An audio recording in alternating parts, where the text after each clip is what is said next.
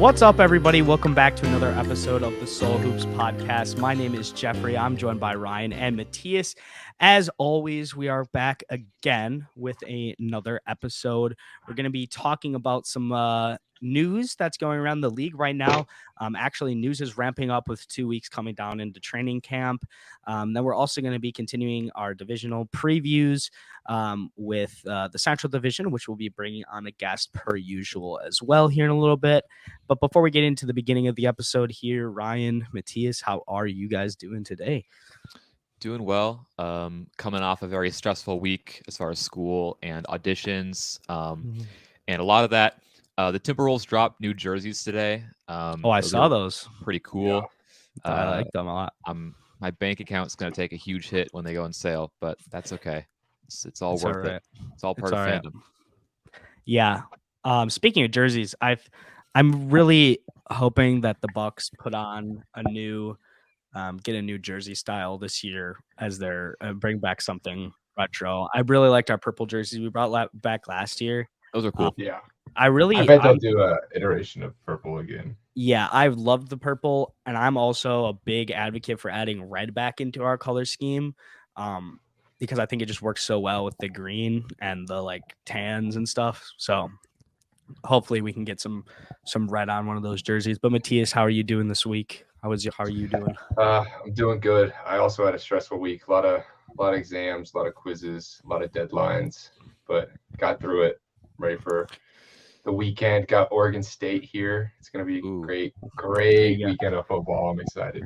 Yeah, you 2 weeks ago you knocked off Wisconsin, unfortunately. Yeah, made my life miserable. Pac-12 refs, not a fan of Pac-12. No, you're just used to the bias. Yeah, it's all right though. All right, well then we'll get into the league news here. So the first thing is, although we did ban Dame trade talk, we mostly banned that due to the fact that there was nothing actually interesting or new coming out, just a lot of random BS. But this week, there's been some actual real news coming out of actual sources like Woj and Shams. So there's been new teams interested in just making an all-out trade for Dame, not getting involved in a 3 or 4. So the Chicago Bulls and Toronto Raptors have been officially reported as teams that are actually interested in acquiring Damian Lillard himself, not acquiring any extra assets or sending picks for assets in a trade to facilitate a Dame trade to Miami. And it also reported that these teams are not interested in working with Miami in a 3 or 4 team trade as well. So I don't know if obviously, Matthias, you guys probably have some thoughts about these different locations and some of the stuff that you guys might be able to acquire in terms of assets wise. So I'll leave it up to you to talk about that for a little bit. I'll start off with, I think, the most obvious thing. And if Toronto puts Scotty Barnes on the board at all, even if it takes away picks, I think you take it. I think Scotty Barnes he's the best thing you'll get, and I don't think you want to bet on getting a talent like Scotty Barnes in the draft because drafting is hard. Yeah. And Portland is a small market that is going to have to rely on drafting, and why not get a rookie of the year, great two-way player, two-way forward that we've never had. Like we've never had a player like Scotty Barnes. Yeah, especially with a clear hole at the 4 and 5 positions. And a team that's going to be relying a lot on ball movement with a lot of young guards. And I think adding a guy like Scotty Barnes, if possible, would be like A+ knock out of the park in regards to that type of thing. So I would agree there. So what about the Ryan? How do you feel about Toronto? About Toronto, I just don't know. I don't really like it for Toronto. I mean, it depends on what they're giving up. Like if they,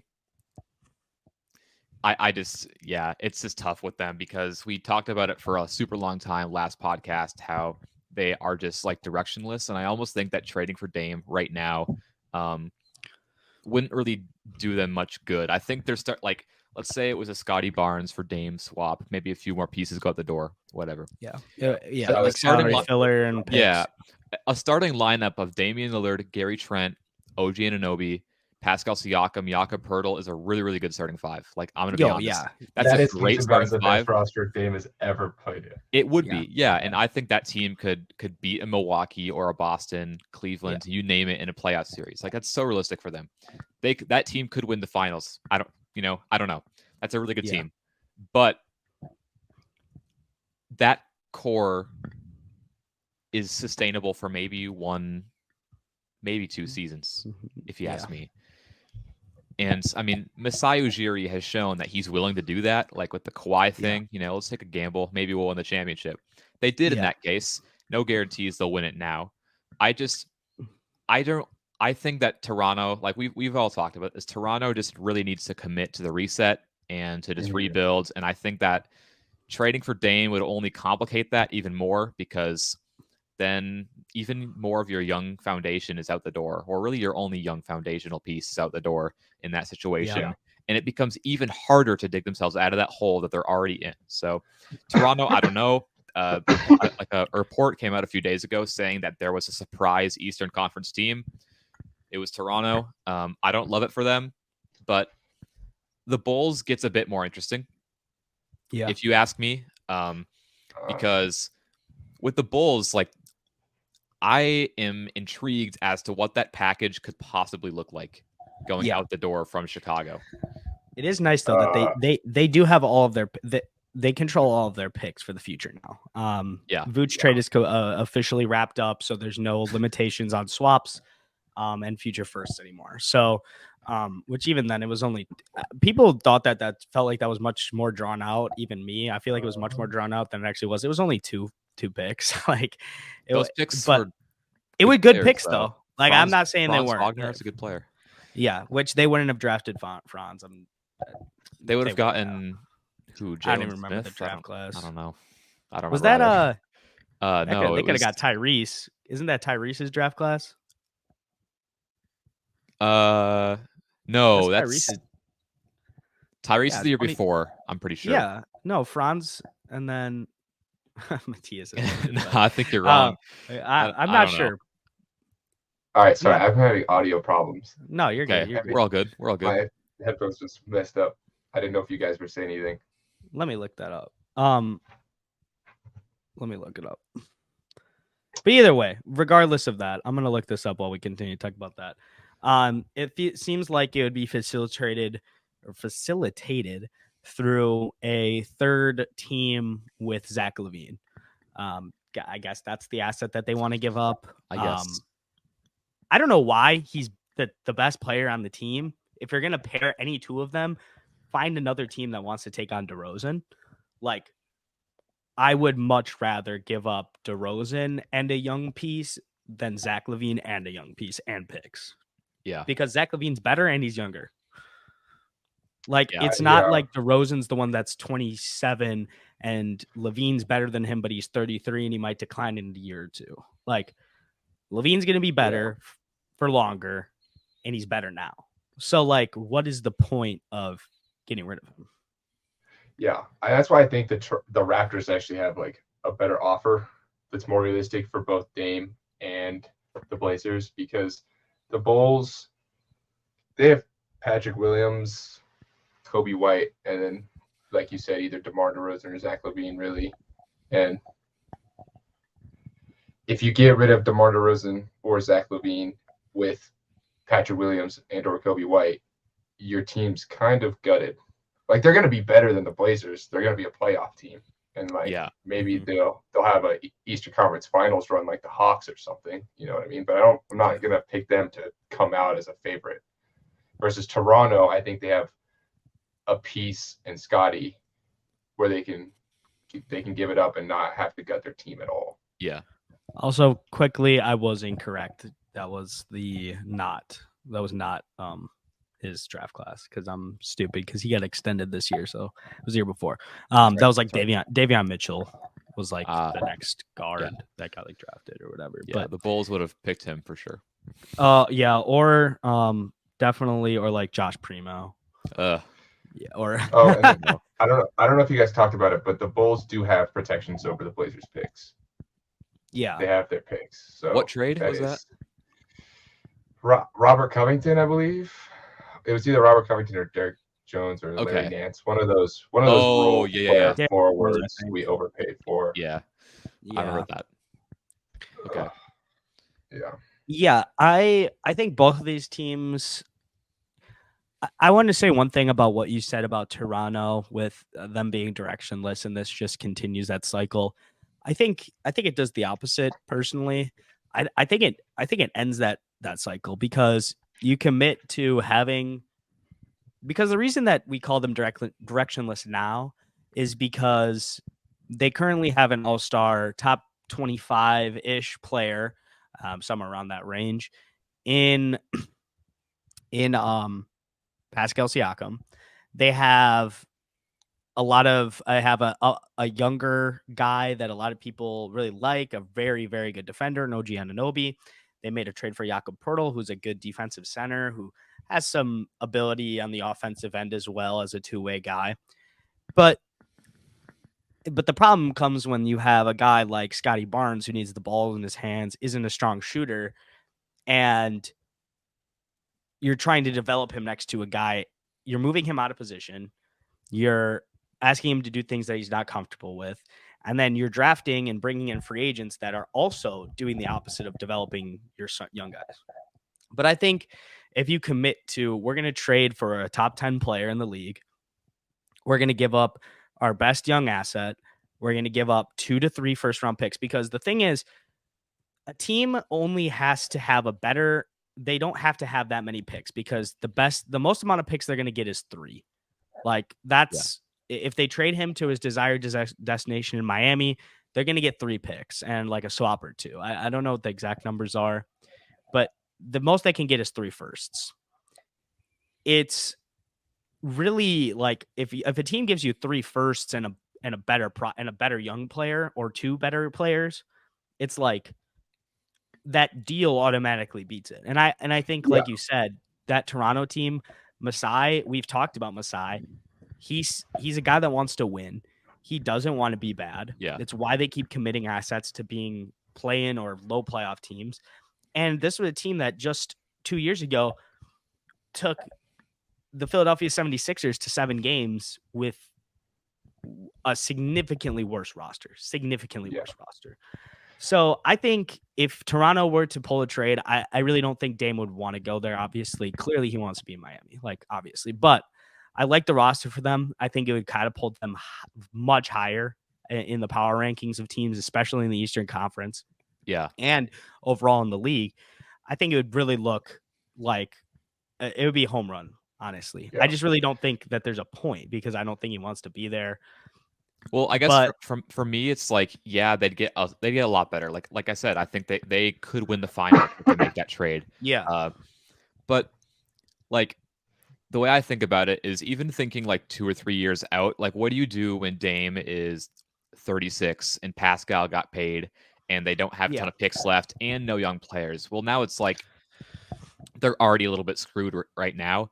I just think about how screwed they could be in like 2 or 3 years if they were to make that trade. Like, I think, I don't know. I just think it would be too, I don't know about reckless, but it would just be too reckless if they were to do. I think definitely aggressive. It would be so aggressive. It's a very aggressive move, but I'm honestly someone, in my personal philosophy around team building, if you're not being as aggressive as possible, you're not being a good GM. And I think putting it all on the line to be a contending level team, even because most teams windows, unless you have a top 10 player of all time paired with another superstar at the time, your contending window is 2 to 3 years most of the time. You have a top 10-ish player, sometimes a top 5-ish player opens up that window a little bit. But like a true, like we can win the finals, like our best player is in his prime type of thing, is usually like a 2 to 3 year window. Yeah. So I think if you can minimize the length of picks that you have to give out, I think if you could front load some of the firsts, they don't have their pick next year, so it would have to go swap. So it would be a little bit, it would be risky. But I think if If you could do 2 picks, 2 swaps, Scotty Barnes, and one other piece, I think that's significantly better than any other offer that the Blazers are going to get. Yeah. From the No, Blazers, I agree 100%. Yeah, I think from the Blazers side, like if Scotty Barnes is on the table as like a legit offer, like you got to take that immediately. Instantly, yeah. Yeah. And I think it comes down to fit. Because I wanted to add on to what you said earlier, Jeff, about what we were talking about the Raptors last episode, I believe. We brought up Gary Trent about how he doesn't fit because he needs to be next to a playmaker next to a great player on a good team. Yeah. You know what I mean? And we talked about how Gary Trent was on the Blazers and he was good. They gave him away for nothing. So I actually think like making these trades, the Blazers have to make the decision to go young. And looking at the Raptors, their young pieces are Scotty and Dick, right? That's about it. That's it. I think there's a way they trade Scotty and keep Grady 100%. And with the market right now, I think there's a way that they're like, hey, we're giving you Scotty fucking Barnes. You're going to do one swap and 1 pick. Yeah. You know what I mean? And they're going to, and it's like, that's the best offer you're going to get. If I'm the Blazers, I'm taking that. Like, because picks are all hypothetical. 2 picks, 2 swaps, and Scotty Barnes is better than 3 picks, a swap, and Jovic. By far, it clears 100%. It. It's so much better. I would take less picks, even less than 2 and 2. If Interesting. I mean, I don't think the Blazers organization would, but I see what your thought process is. Picks are so hypothetical. Yeah, and I think you have realistically you have your own pick. Your own pick is going to be the most valuable thing, I think. Yeah. But I mean, obviously getting extra firsts. But I think you could get picks. I mean, getting picks is not hard. It is, but it isn't at the same time. I mean, there's a lot of talent. I mean, at some point too, guess what? In 1 year at the end of next season, even though we all love this guy, Anthony Simons is a guy. They have 2 guards on the roster right now. Trade him, you're getting 2 to 3 firsts. No. You can't run from. We're not gonna bring that up yet. Okay? No, like we're not gonna bring that up yet. I have to cope with Damian Lillard first. I don't want them to trade him, but I'm just saying like they have 2 more guards or Shaedon Sharpe. Like either one of those guys. Like I'm just saying like if you commit to the 2 of your guards or whatever, it's like one of those guys could get you a pick or 2. I agree. We're probably gonna have to trade unless Shaedon shows that he can play the 3, because Ant can play the backup 1, and if Shaedon can play the starting 3 and play backup 2 minutes, I think we can keep all of them. But if he can't, I would love for them to all be on the team. I think all those guys can be really good. Shaedon, I think it's just size. Yeah. What were you gonna say though, Shaedon? What? I think Shaedon's just a fun player. I don't think he'll have like ever be like a really, really good player. I think he could be a good player and a fun player, like a bench scoring, one of those catch fire type of guys that can do some other good stuff for you. I think he has a lot of potential defensively. He's athletic as hell, obviously. So but then until Shaedon shows us that he can do what Anthony does, it's like I think Shaedon's on the chopping block first. Yeah, I mean it's only his 2nd year, so you can't really say that too much. No, but the thing is, when you have to make a decision, you don't want to always decide on potential because Anthony's still 24 and all that. I think Anthony has higher potential and he's better now. So I would pick if you had to pick one. But getting into that, continue with Blazers talk because that's all that's in the news anymore. But I know, it's so different. The Phoenix Suns reportedly do not want to build their center position and rotation around DeAndre Ayton. They're looking for a defensive-minded center, which is comedy. So they're looking to possibly acquire Yusuf Nurkic as a more role-playing type guy in a swap for DeAndre Ayton. Salaries match up. I will say, Yusuf Nurkic is a rim deterrent. Yeah, he had one of the highest percentage of field goals deterred in the league. Is a high shot block. He is a high IQ player overall from the center position. That's why he was so good a while ago. But obviously, he's not and also Frank Vogel's schemes have never been shot blocking based. Really, it's always been forcing bad shots, and then creating transition offense off of that. Just it's why the Lakers. Glass. Yeah. So if you can get a guy who can rebound and have two centers that can just rebound and throw outlet passes, that works. Yeah. If the Portland Trailblazers can get DeAndre Ayton for Yusuf Nurkic and Nasir Little, that's a grand slam, the greatest. This will be the best offseason ever.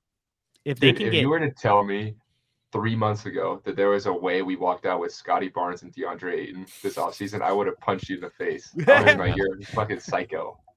If I told you in June on draft day, I said, you just wait until September and you are going to have DeAndre Ayton and Scotty Barnes inches away from your team without giving up one of Anthony Simons, Scoot Henderson, and Shaedon Sharpe, you'd probably block me and say, this dude is... Yeah. What is he talking about? They fit too. And it's like we talked about how the Blazers are already along the road in the rebuild compared to other teams. That would make them a potential play-in team almost immediately because you're getting winning young guys. Ayton would love that. He could do whatever the hell he wants. He could be out there chucking post hooks all night every night. Yeah. Obviously home run for the Blazers if that happens. But I think the far more interesting side of this is the Phoenix Suns, because I tweeted this last night. Let me read it. I saw your tweet. If Ayton's relationship has gotten so bad at the Suns organization that even after they fired Monty, they'd rather have Yusuf Nurkic on the team instead of him, then I wonder if there's more to that story than any of us know.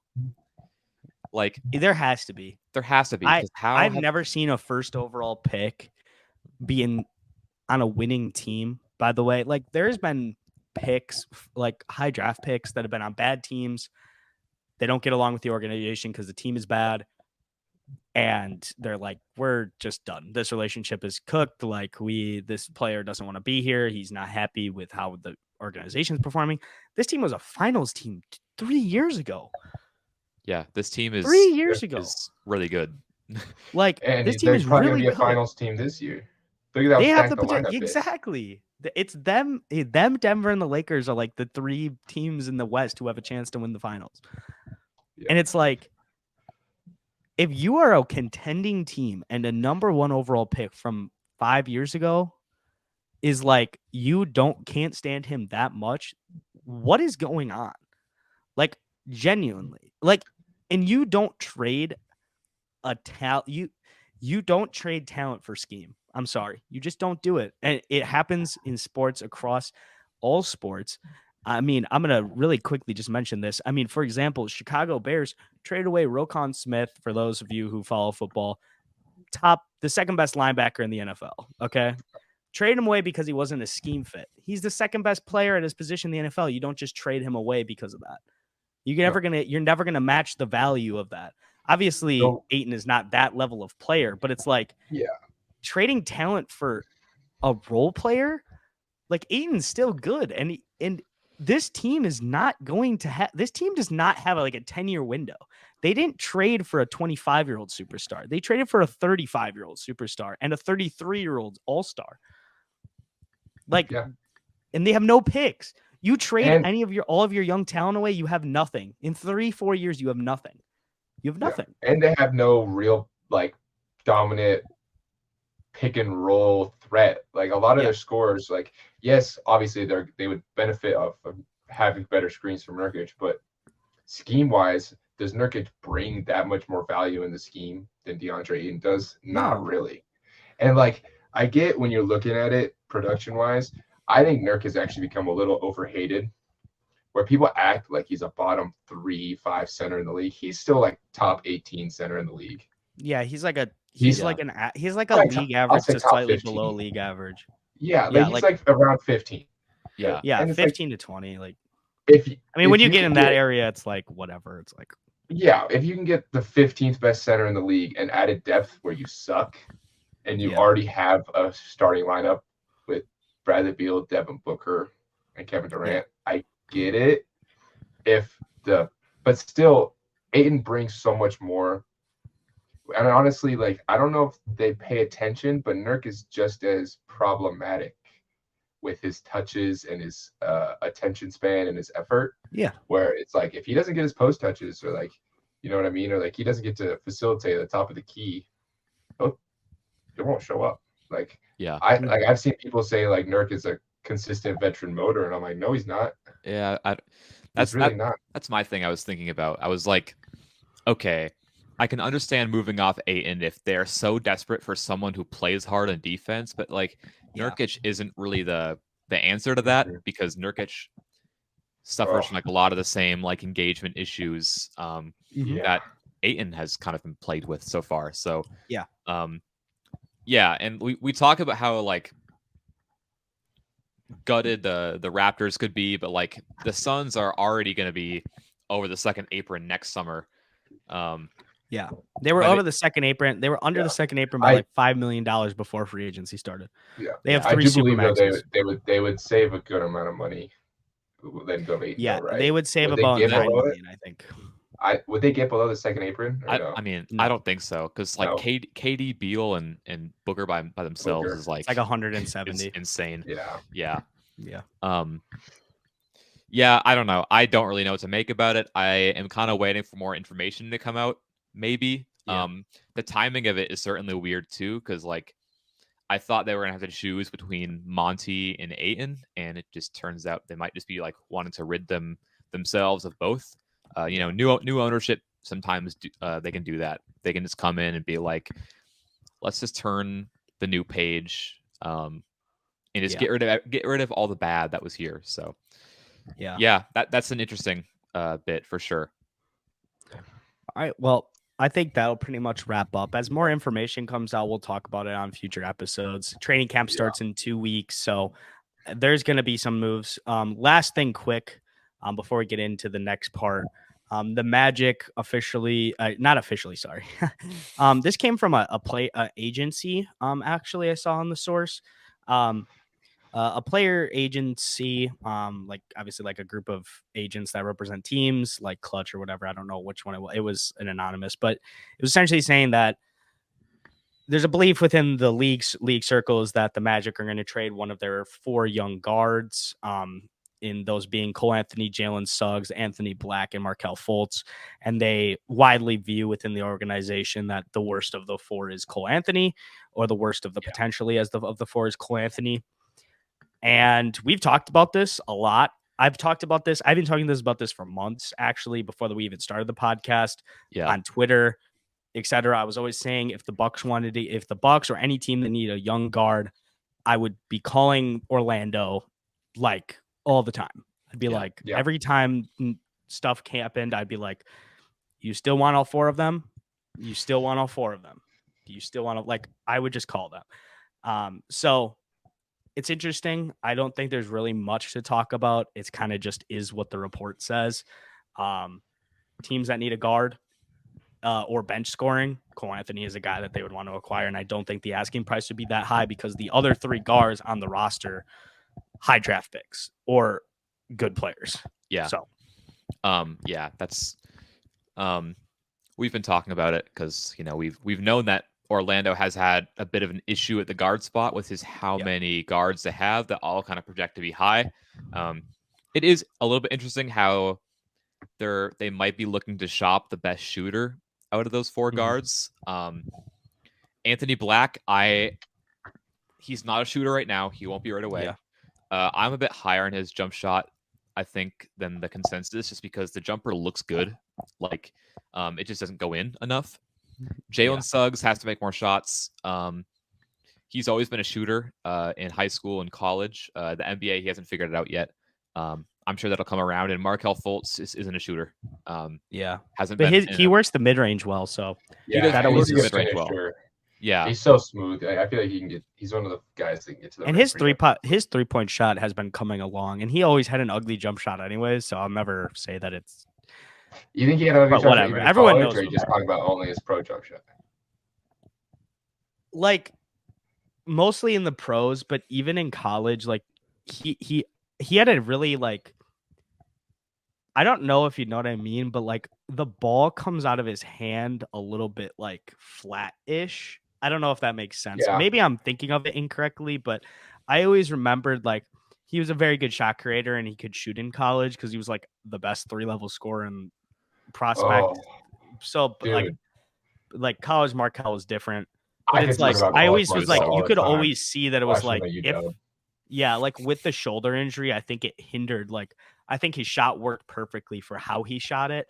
And I think with like his shoulder injuries and stuff like that, it made the small problems that weren't causing issues worse over time. No, I can see that. And I think like I think his jumper was smooth, but I can get that. He's always kind of had a flat jumper, but a lot of that I think attributes to the fact he had so much elevation. Damage. He had like that. Oh well, that too. Yeah. But on his jumper, even in college, before he had that, he had so much elevation. And I think with his shoulder too, I don't want to call it like a catapult because it wasn't like Larry Bird out here, but it was kind of catapult-y.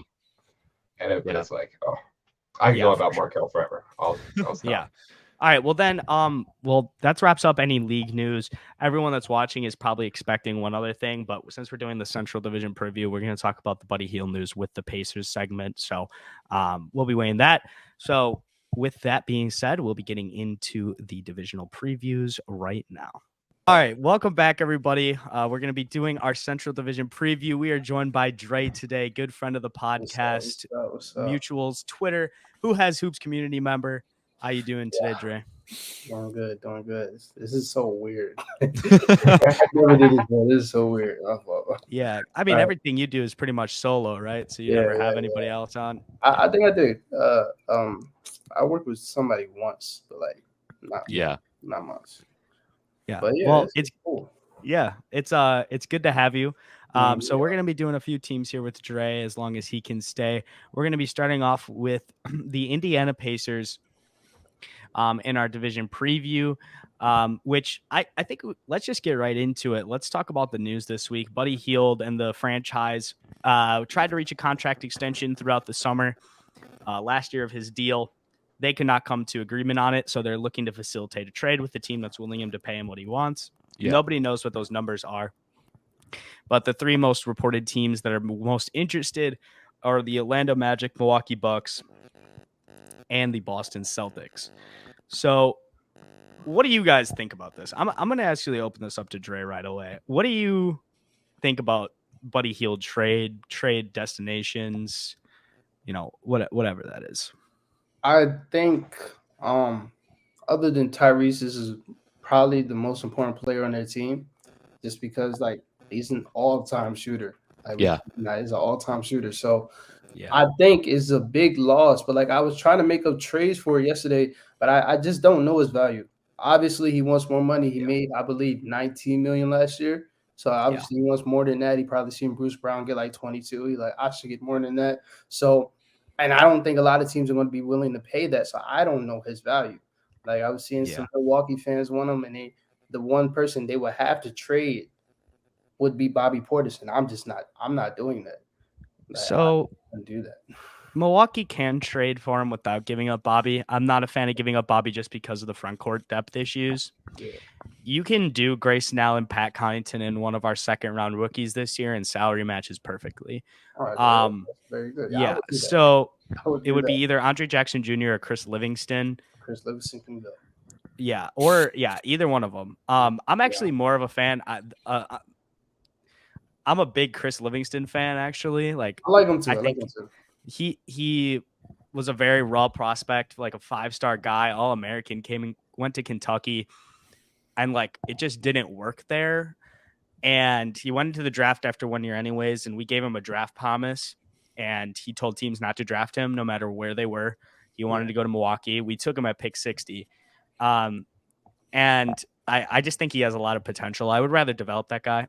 But the other two destinations in the Magic, which I actually like that if they're looking to get a shooter. But the problem is they just drafted Jet Howard 11th overall to be their shooting guy.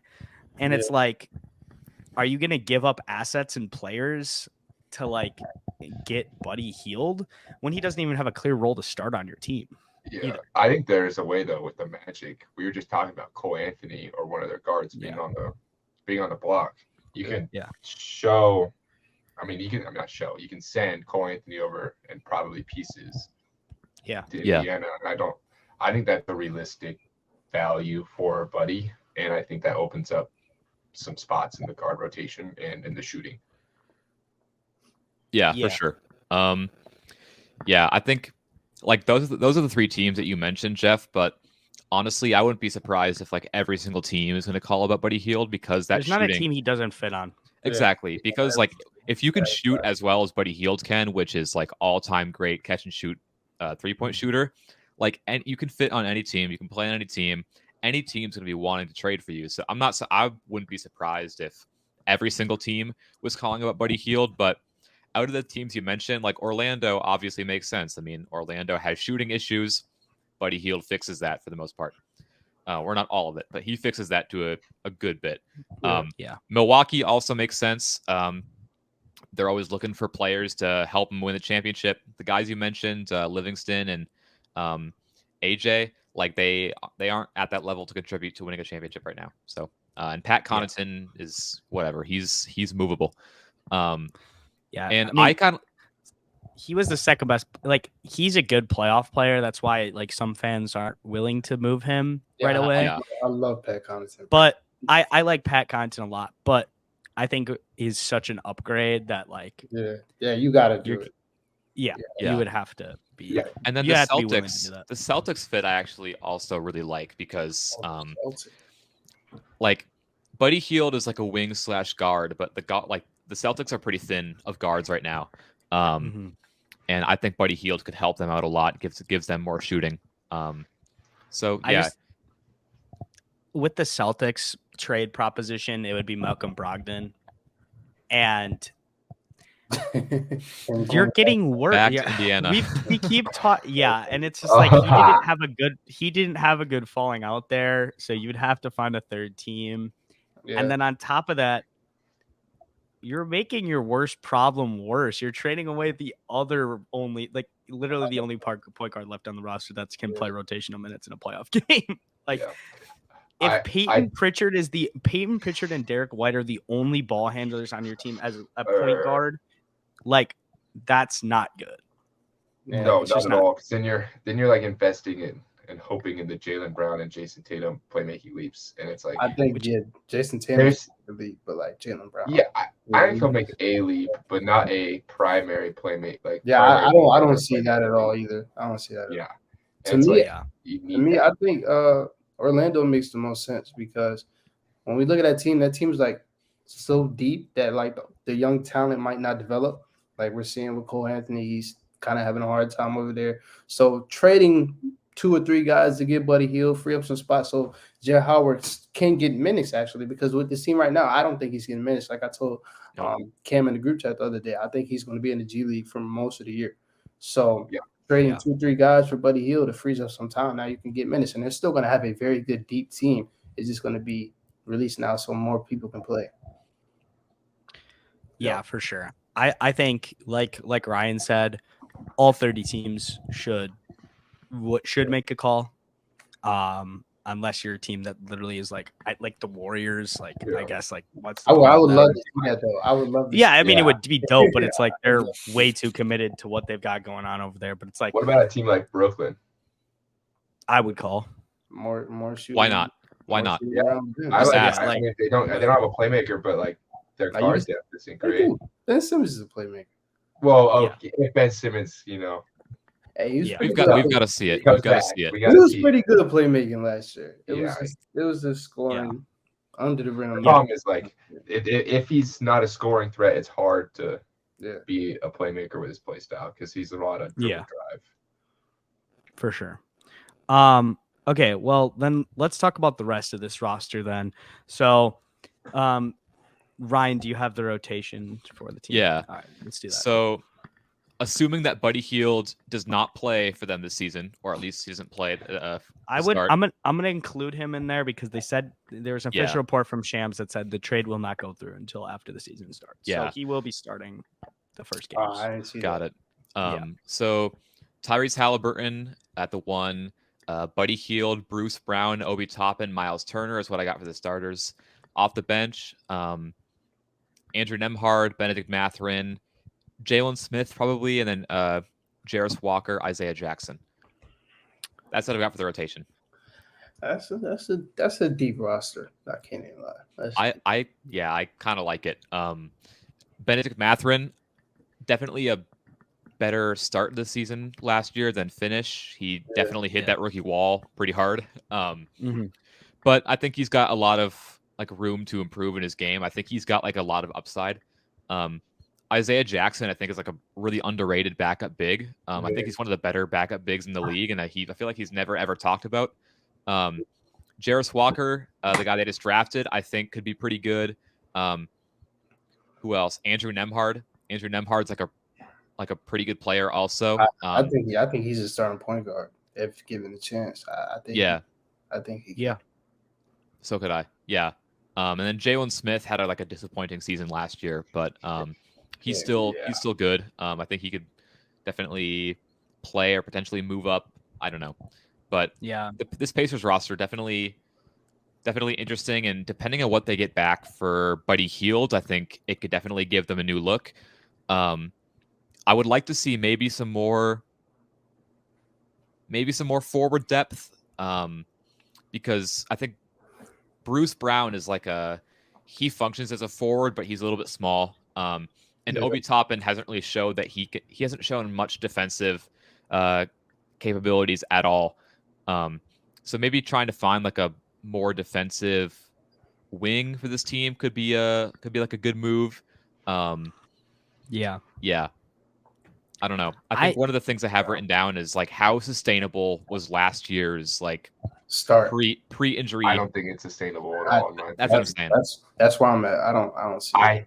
I think the Pacers have to look at this as a developmental year where it's like they have a solid young roster, but it honestly would be a detriment to the rebuild if they overachieved. You know what I mean? Yeah. Because looking at this roster, it definitely has a cap. And the cap, even with the potential on this roster, it caps at like a 4 seed probably. You know what I mean? Yeah. So they're gonna have to either make a trade or get tank and suck for a little bit. I agree, especially if you're moving Buddy Hield before the trade deadline. Like, you're trading away probably the second best player on the roster. Yep. Maybe third, depending on how you would value him versus Miles Turner. But it's like you're trading away that type of guy, and you're thinking that you're going to make a playoff push. It's just not realistic. I think there's also if you're betting on keeping up that pace from last season, you're betting on having Tyrese Halliburton be literally carry an offensive load that's just next to unsustainable at all. I mean, a team having one player carry that type of offensive load, creating and scoring, is it's just unrealistic unless you're an all-time great player. Unless you're a Chris Paul, a Jokic, a LeBron, James Harden, a Harden. Yeah, and Tyrese is very good. He's very good, but it's at the same time it's he can't do everything on the court the entire game for 82 games straight. Yeah, and it's just maybe he proves that he's that. I mean, if he does, then good for him. If he does that, yeah, If he does, yeah. I don't know. I think because I was telling Fatmir this, they're fun, nice, cool young roster, but I trust the teams under them that shown it, the Bulls or the Hornets. I trust them a little bit more because they've shown it. I understand this whole in the beginning of the season, the first month they were in the playoffs. To me, that really doesn't matter because when Tyrese came back and y'all started facing real teams, y'all lost every single game. They were terrible against teams over 500. So, and I understand adding Bruce Brown's going to help. Adding Obi hopefully is going to help. We don't really know what that adding Jarris is going to help, but I have to see it. And I think Bruce Brown, I don't understand his role with the team because I felt like the last two teams he had a role. He was the sixth man that did everything for both teams with the Nets and the Nuggets. I don't understand the role with this team at all. Like Ryan said, he's going to be playing the 3. What is he going to do there? I don't know. So, yeah, I'm iffy on this team. I don't see the hype. Fatmir said top 6 seed. That's I don't. Yeah, he's super high in the Pacers, and like I want to agree with him because I love Tyrese Halliburton, but I just can't. I can't do it when I look at the other teams in the East. I mean, yeah, I have used the whole like they were a top 6 seed before Halliburton got hurt thing a ton, but also like we kind of saw that over the length of the season, teams started to figure out that Halliburton was as good as he was, and like he was slowed down a little bit. That's like, and they didn't win as many games because they kind of understood like, okay, Halliburton's really the only guy that can score consistently by himself anyway. So we'll just funnel most of the attention to him. Miles Turner, I love. I'm a huge Miles Turner fan. I think his skill set is super unique, or not unique, but just very valuable in the league and unique for players like at his level. Yeah, it's unique. It's unique. Sure. Yeah. No, it is because he was one of the like he's obviously still not old, but like I mean he was on the Pacers when Paul George was on the Pacers. Like I remember like watching those games when he was like a rookie sophomore, and it was like this is like like he was playing center, not how people were playing center at that time. Like he was one of the first guys in the league to be really like a stretch. He's one of those guys that like started the revolution of this like 3-point shooting bigs. They just don't get talked about because I think that's why there's like a thing around him where the idea of Miles is better than who he is. Yeah, because he was so new and like no one's ever been used to it.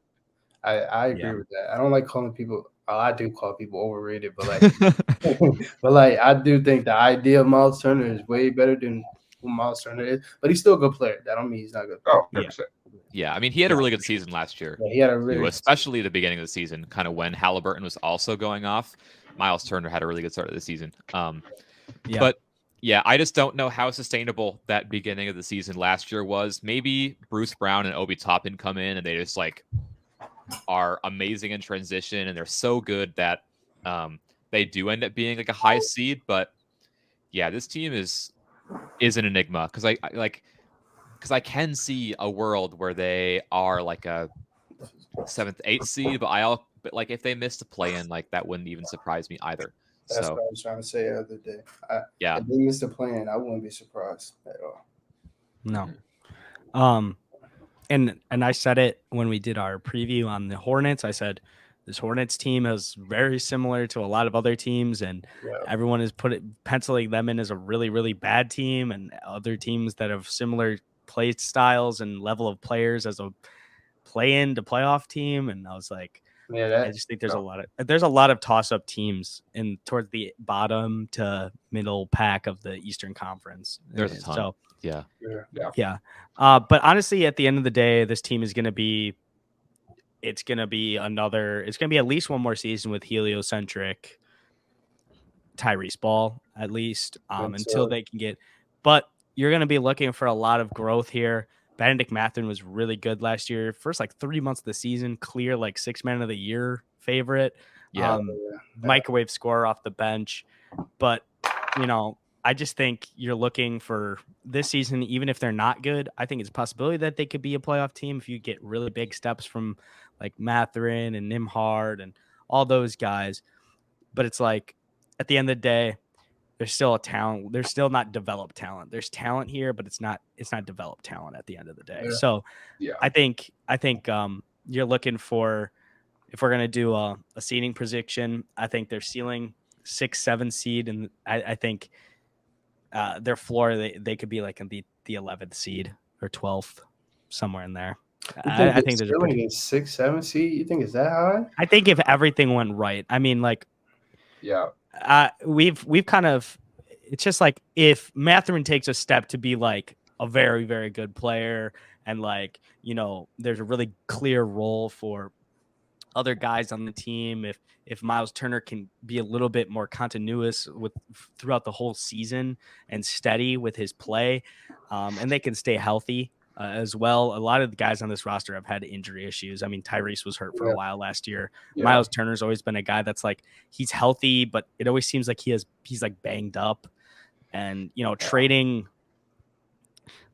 away, like really it depends, like too, like if they're going to trade away Buddy Hield, like depending on what you get back, like that's going to really affect how your seating goes as well. Yeah, and that's why, like, I think if they don't trade Buddy and they keep these assets and you see their players take a step, I could see the 6-7 seed. But with this Buddy news, I don't see the return being enough to really make them a better team. I think no matter what, unless they get really lucky with a young role player coming in or something like that and it just clicks, I don't see a realistic avenue where they upgrade trading Buddy. I just thought of something. So it's just the rumors are kind of getting to my head. I've seen that the Heat, the Pacers, and I believe the Raptors are in talks. And then somebody, I think it was Sham, said like about 2 hours ago that Buddy can be a person that can help that trade happen. And I saw that. I know it's a way they can get, the Pacers can get better with that trade. Yeah. And hearing the Raptors in that trade, knowing they've been wanting OG for years, that can be something. This ain't all be fake. They somehow walked away with OG. Yeah, but this all could be fake. But like just seeing those rumors kind of connect to each other just made me think like they can. Yeah. I wouldn't be surprised if Buddy Hield is thrown in if the Pacers try to hop in on the Dame trade at all. But I find it hard. It'll have to be a perfect world where honestly when you get an upgrade. I think an 8 to a 12 seed is a prediction, and I would bet on a 10 to 11 because Tyrese Halliburton, when healthy, they were 500 with him. So I think they'll hover around 500 again. Yeah. Probably be a little below it. So a 9 to 10 seed is my best bet. Yeah. That's where I'm at. Yeah. All right. Well, then we'll move on to the next team. We'll be going into the Detroit Pistons. Interesting team last year. Obviously, they were like, what? Their record was. They won like 17. Like 17 and 65. They sucked. They were horrible. But obviously this year, well, let's do the rotation quick with Ryan, and then we'll obviously talk about what happened last year compared to what's going on next year. Yeah, so they've actually got like a pretty interesting rotation just because with how many bigs they have in that team. And we'll get to that. But Cade Cunningham and Jaden Ivey are pretty solidified in that 1 and 2 spots. Bogdanovic is going to start again. He's too good to bring off the bench.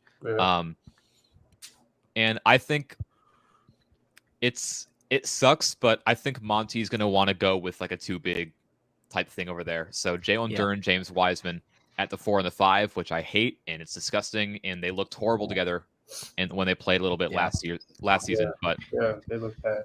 Monty is kind of a stubborn, like old school coach in a lot of ways. And that's just something that seems like he would do. And off the bench, Killian Hayes. Killian Hayes. I believe you're the only one. You're the only. The 5-year development. I kind of believe it. It's a 5-year development. Anthony Simon sucked until his 4th year. Then they kicked CJ McCollum off the team. So we'll see. All right, we'll see. I kind of believe too. Monte Morris, I don't know how much he'll actually play. I think he's more of just like he's a trade candidate. Yeah, he's really good though. He's really good. He is really good, but like I don't know if he's going to be this good for that kind of team. Like, yeah. He probably won't have the ball a lot. Yeah. And they would rather. Asar Thompson is going to come off the bench to start the season. I don't think he's ready to start. Hopefully by the end of the year, they can get rid of some of their bigs and then start both of the forwards and then just have Duren or Wiseman or whoever run the 5. And then off the bench, they've got Marvin Bagley and Isaiah Stewart at their backup bigs. So, I write bullet points for each of these teams, and the first bullet point for the Pistons is so many bigs. Why? Yeah, I had the same thing. Bigs? It's like it's crazy. I think their hope is that one of them turns into like a modern big. It's gonna. They should just invest their time in Jalen Duren. He's the best. I agree, and I think that's why they're gonna start. I think they'll start him at the 4. No, I think Bagley's might start. There is a chance. Bagley is Bagley played the 4. Yeah, and I think he played good with them. Huh? Bagley wasn't great last season, but he showed flashes of being able to be a rotational piece. Yeah. And I think if you're going to go with 2 of those bigs, I think you go Bagley Duren, because Bagley has more of an offensive skill set that can work well with a guy who needs to be a post player and a lob threat guy. So if you have a guy who's willing to step out a little bit and willing to create if he does get the ball, I think you would much rather have that starting in the front court rather than James Wiseman, who wants to back to the basket. He wants to drop step. He wants he wants to do stuff that there's no point in having him out there with another guy that, like, are you just going to have those two dudes sitting in the dunker spot on both sides? Like what? That's just, that doesn't make sense. No. I'm not gonna lie. I'm kind of high on this team, and I think I disagree. I'm not super high, Yeah, no, I know. I can see the I would hope not. I can see the playing just because like it also depends on how Cade looks. So like I'm gonna like really be able to judge it. If he didn't get hurt, I would say like they're locked plans, but I want to see how he looks in like his real official second year. But ever since I've been watching Cade since high school, like he's had like, I wouldn't say bad teams because in high school he had the best team all the time. But like, let me go to college. He's had bad teams and he's been able to carry them just because like he does everything at a very good level. And I think this is a very good team next to Cade. The only thing I don't like is, and I told CJ, I don't like Jaden Ivey next to Cade at all. I agree. I don't understand the pick right there. I think Benedict Mathurin fit perfectly. But to look at the team, I think they have a very good very good young team. I think Bojan is like a safety blanket because they don't have that spacing. He just had his best career his best year by far. Yeah. And I think starting Marvin Bagley and Jalen Durant could be very good. And I think they're going to run a heavy pick and roll offense, and I think that can be very good for them.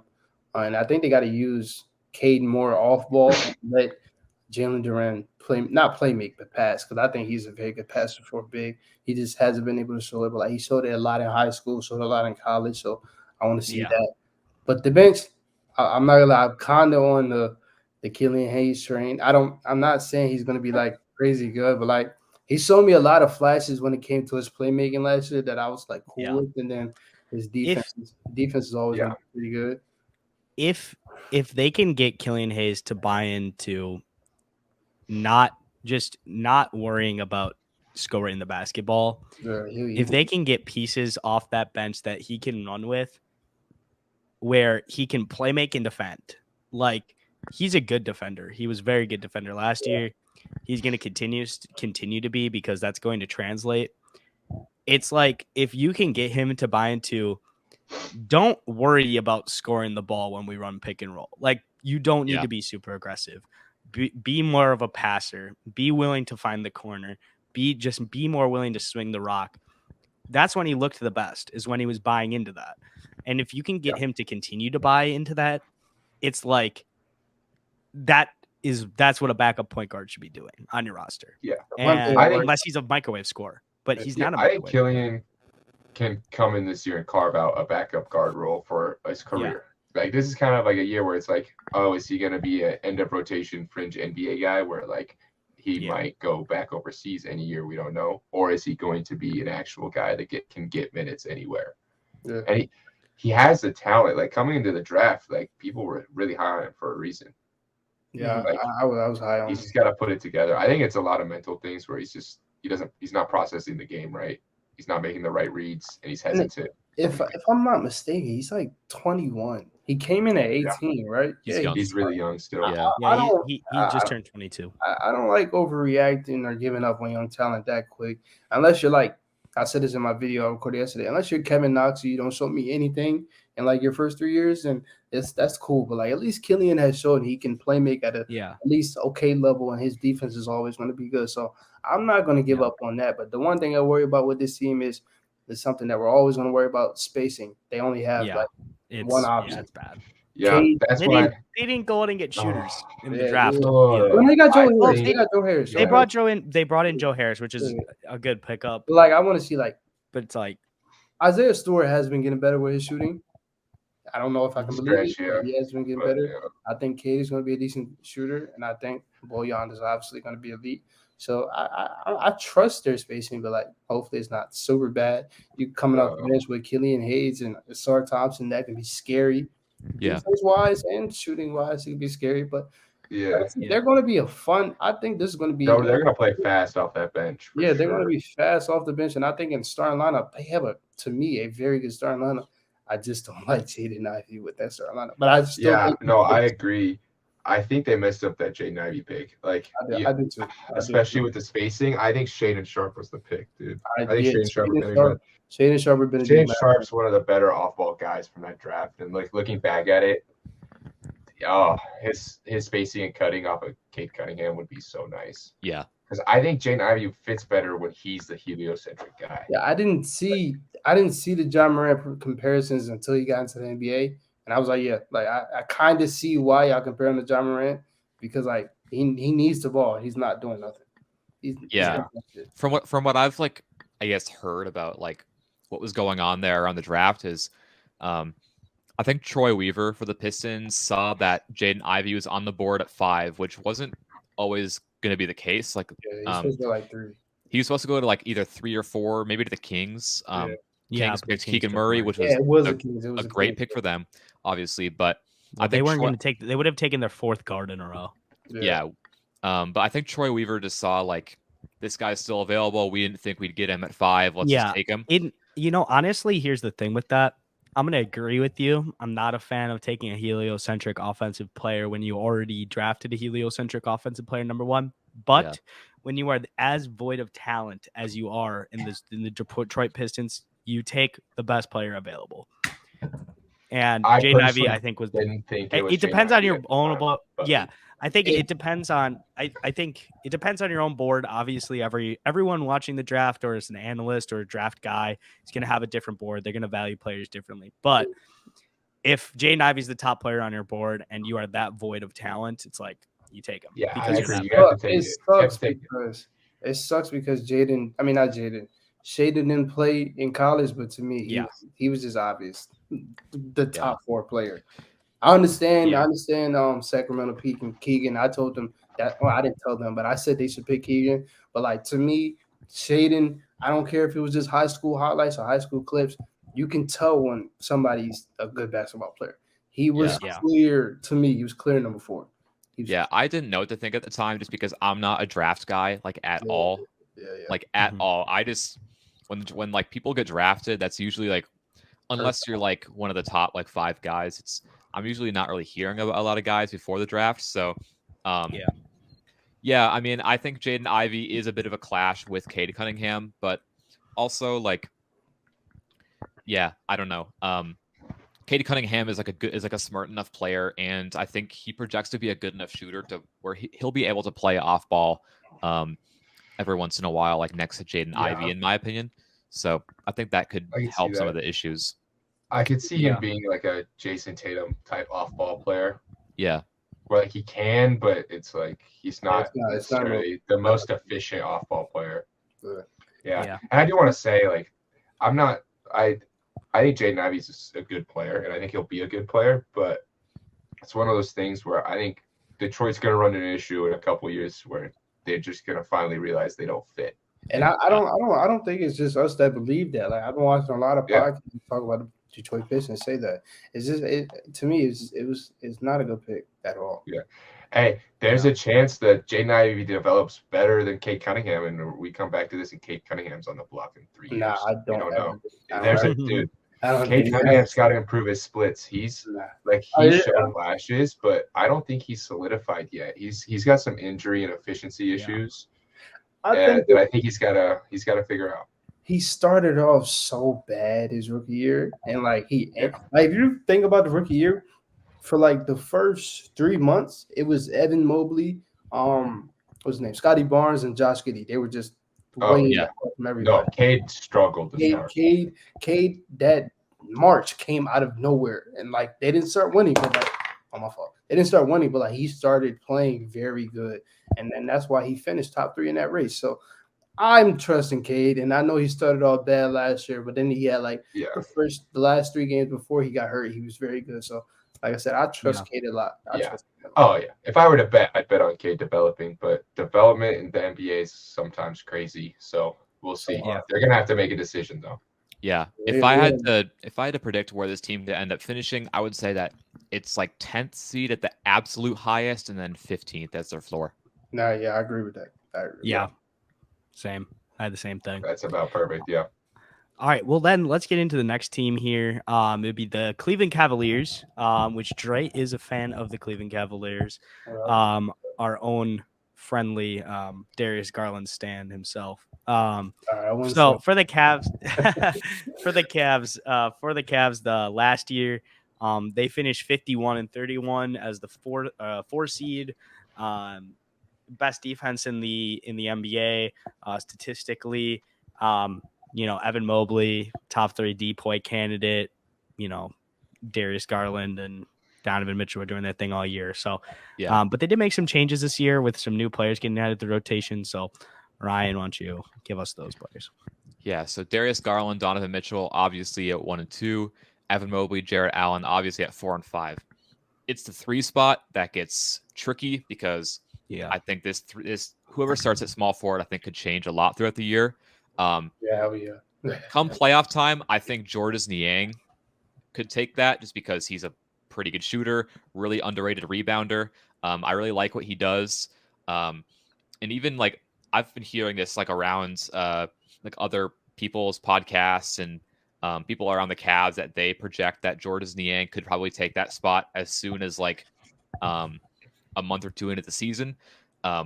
So we'll see about that. But other than that, Max Strus, who they brought in from Miami, Karis LeVert, they re-signed for the mid-level. Isaac Okoro is still on the team. Dean Wade is still on the team. Ricky Rubio, their backup point guard last year, is taking a hiatus from basketball. So he probably won't be back this season. We don't know about him, and then they don't really have a backup big. So they're really running like 9 deep this season. Yeah. To talk about this team, last year's playoffs showed me a lot that I don't understand how we went 51 games with that bad of a spacing. Like the spacing, Evan Mobley spacing was god awful, and we won 51 games. And Donovan Mitchell was playing at a crazy level last year, so I understand it. But 51 games with that spacing, and then Tom Thibodeau just picked us apart. I understood that. Going into this year, I think we did everything we were supposed to do. Yeah. At shooting, I think Ty Jerome, you didn't name him. I think Ty Jerome is going to be very good for us. Yeah. We got more athletic with Damian Jones. He's not going to get a lot of minutes, but we didn't even have a backup center. I don't want to ever see Robin Lopez play again. That's Jeff's problem. Now he's on the Bucks. Now at least Damian Jones can catch a lob. Like Darius would try to throw a lob to Rallo, and he couldn't get off the ground.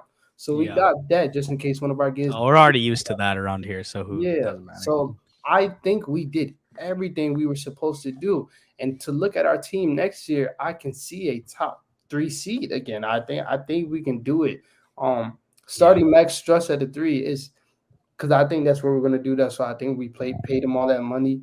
Yeah. I don't think it's gonna hurt us that much. The one thing I like to tell people with our defense is Evan Mobley and Jarrett Allen, they just carry.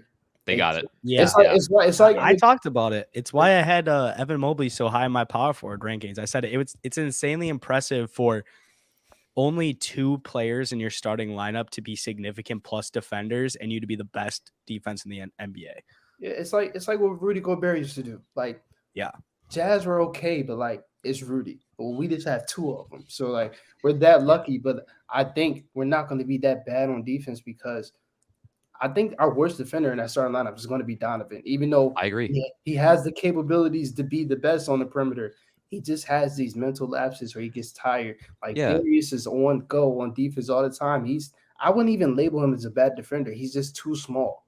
He's just too small. So I think our defense is going to be good because we just have 2 very good safety blankets. And then off the bench, I think Isaac Okoro is an underrated defender. He just sucks on offense, but we don't really talk about it. But on defense, he's very good. Yeah. I think Karis last year, especially the second half, he took steps to not being a guy that was just known about being a scorer. Like he became a more all-around guy, and that's why he played so good. I think he averaged 12 and 3 with 3 assists, and then he shot 45% from the field and 41% from the 3 for the whole second half. So I think he just became a more a role player actually, and that's something he's never really asked to do. His first 4 or 5 years in the league. So I think we're going to be very good. I'm not gonna lie. My second favorite player on the team is Ty Jerome. Like I don't know why I'm a huge Ty Jerome fan, but like the game I knew I was a Ty Jerome fan when they came into Cleveland. They had Jordan Poole and Ty Jerome. Everybody else, Clay, Steph, Andrew Wiggins, Draymond, they were out. Yeah, I think Ty Jerome and Jordan Poole, they dogged us, and we were completely healthy, and we didn't win. And they dogged us, and that was a game like, Ty Jerome's nice. When we got him, I was super hyped because I think he's a good player. I really do. I think he's a good player. You guys got him for like free, right? Huh? Yeah. Solid bench guard. Free. Yeah, we got it for like 2 years too. So I'm happy. Nice. So like I said, I think we can be a very good team. Now, when it comes to the playoffs, I think if we face the Bucks, they're killing us. If we face the Celtics, I think we match up perfectly with them. We did last year. Match up perfectly with them. If we face the 76ers, we win. If we face the Heat with or without Dame, I think we win. I just think a lot of people are gonna like be critical of us because like how we got killed last year without realizing that like we shouldn't have had that good of an offense. We shouldn't have been that good in the first place. I think we overachieved last year. I think we overachieved a lot. So I think year 2 with Donovan Mitchell, Darius Garland, year 3 of Evan Mobley, I'm excited. I'm very excited. Yeah, I'm super excited too for this team. I cannot wait to watch this team. I think you're right. They had a really good offseason. I don't know if we mentioned them in the video or the podcast where we talked about the offseason winners, but well, a lot of their stuff didn't come right away though. That's true. They a very drawn out offseason, which honestly is what usually happens for good teams. Yeah. Like if you're a good team, you're not going to be signing a lot. Like if you're a good team and you're a good team and you're going to be carrying over your good team, you're not going to be signing a lot of guys on the day free agency opens. It's going to be, you're going to pick out the value bargains throughout time that aren't getting picked up by other rosters and stuff like that. So, yeah. But, like adding that extra wing depth with Max Strus and Jordan Niang, those are 2 huge additions to this team. And having another year under their belt, having a year to kind of learn from the mistakes in the playoffs. I think this Cavs team, Jarrett Allen, Evan Mobley, even the 2 guards, JB Bickerstaff, they have a year and they have a playoff series to kind of base this year off of. I'm sure they learned a lot from that series, because the New York Knicks exposed a ton of holes in that Cavs team. And like the way that losing like that is how you build like a sustainable good team for the future. Like you got to have series losses like that to kind of go off of moving forward. And I knew you were going to say this, Dre, but Darius Garland is like not like an underrated defender because that kind of applies he's like good, but he's not good, but he's okay. He's okay. Like you would look at him, you'd be like, you look at him and be like, he's bad. Like no, he's pretty. He's solid. I would say he's good for his size. That's what I'm saying. For his size, Darius Garland is a really good is a good defender. I think he had his best defensive season by far last year. Donovan Mitchell did not. No. Isaac Okoro is a good defender. But like obviously the defense is going to funnel into the 2 bigs and they're going to control everything, and that's going to be how it is. Are we going to see another season from Donovan Mitchell like he had last year? That's a question I have, because like he was so good last year, it seems almost hard to like replicate. Yeah. I don't know. I think Donovan Mitchell has shown he's perennial enough at this point. I don't know if it'll be an exact production match, but he'll put up a great season. Like what he put up 28, 4.5. Maybe not 28, but a 26.5 I need him 27.5. If he has a worse offensive season statistically wise, but he's better on defense, I'll say he was just as good as he was last year or better. Yeah. Fair enough. That's fair. If he's able to like dial it back a little bit, let Darius do it, because I think Darius took a huge step back last year as far as like his role. But like as far as his numbers and everything, he went up. But he took a step back as being like, I think it should have been a 1A, 1B thing. It was a 1A, then it was a B. I mean, it was A and a B thing. That's what I'm gonna say. So like I think it should be a 1A, 1B. I agree. I do want to talk about Sorry. Go ahead, Ryan. I was just going to say that that has to be what it is because Darius Garland is too good of a playmaker for him to be playing without the ball in his hands as much as he did last year. For him to especially with Donovan Mitchell is tunnel vision. Yeah. I was watching him earlier. I was watching the video. Like for him to have that good of a year last year when Donovan was, I think he was top 5. Like he had the ball in his hands the whole game. He had the most. He had top 5 in usage. So for him to have a better season than he had in his All-Star season, or the guy that's like playing at an MVP level, that was very fun for me to watch. So I'm not gonna lie. Another thing I wanted to talk about though, Dre said earlier that they made almost all the right moves for team needs this offseason. And I think a sneaky one we haven't talked about is the Monty Bates pick because that I don't think someone that's going to contribute now, but in a position with where the Cavs are now, their weakness is forward scoring.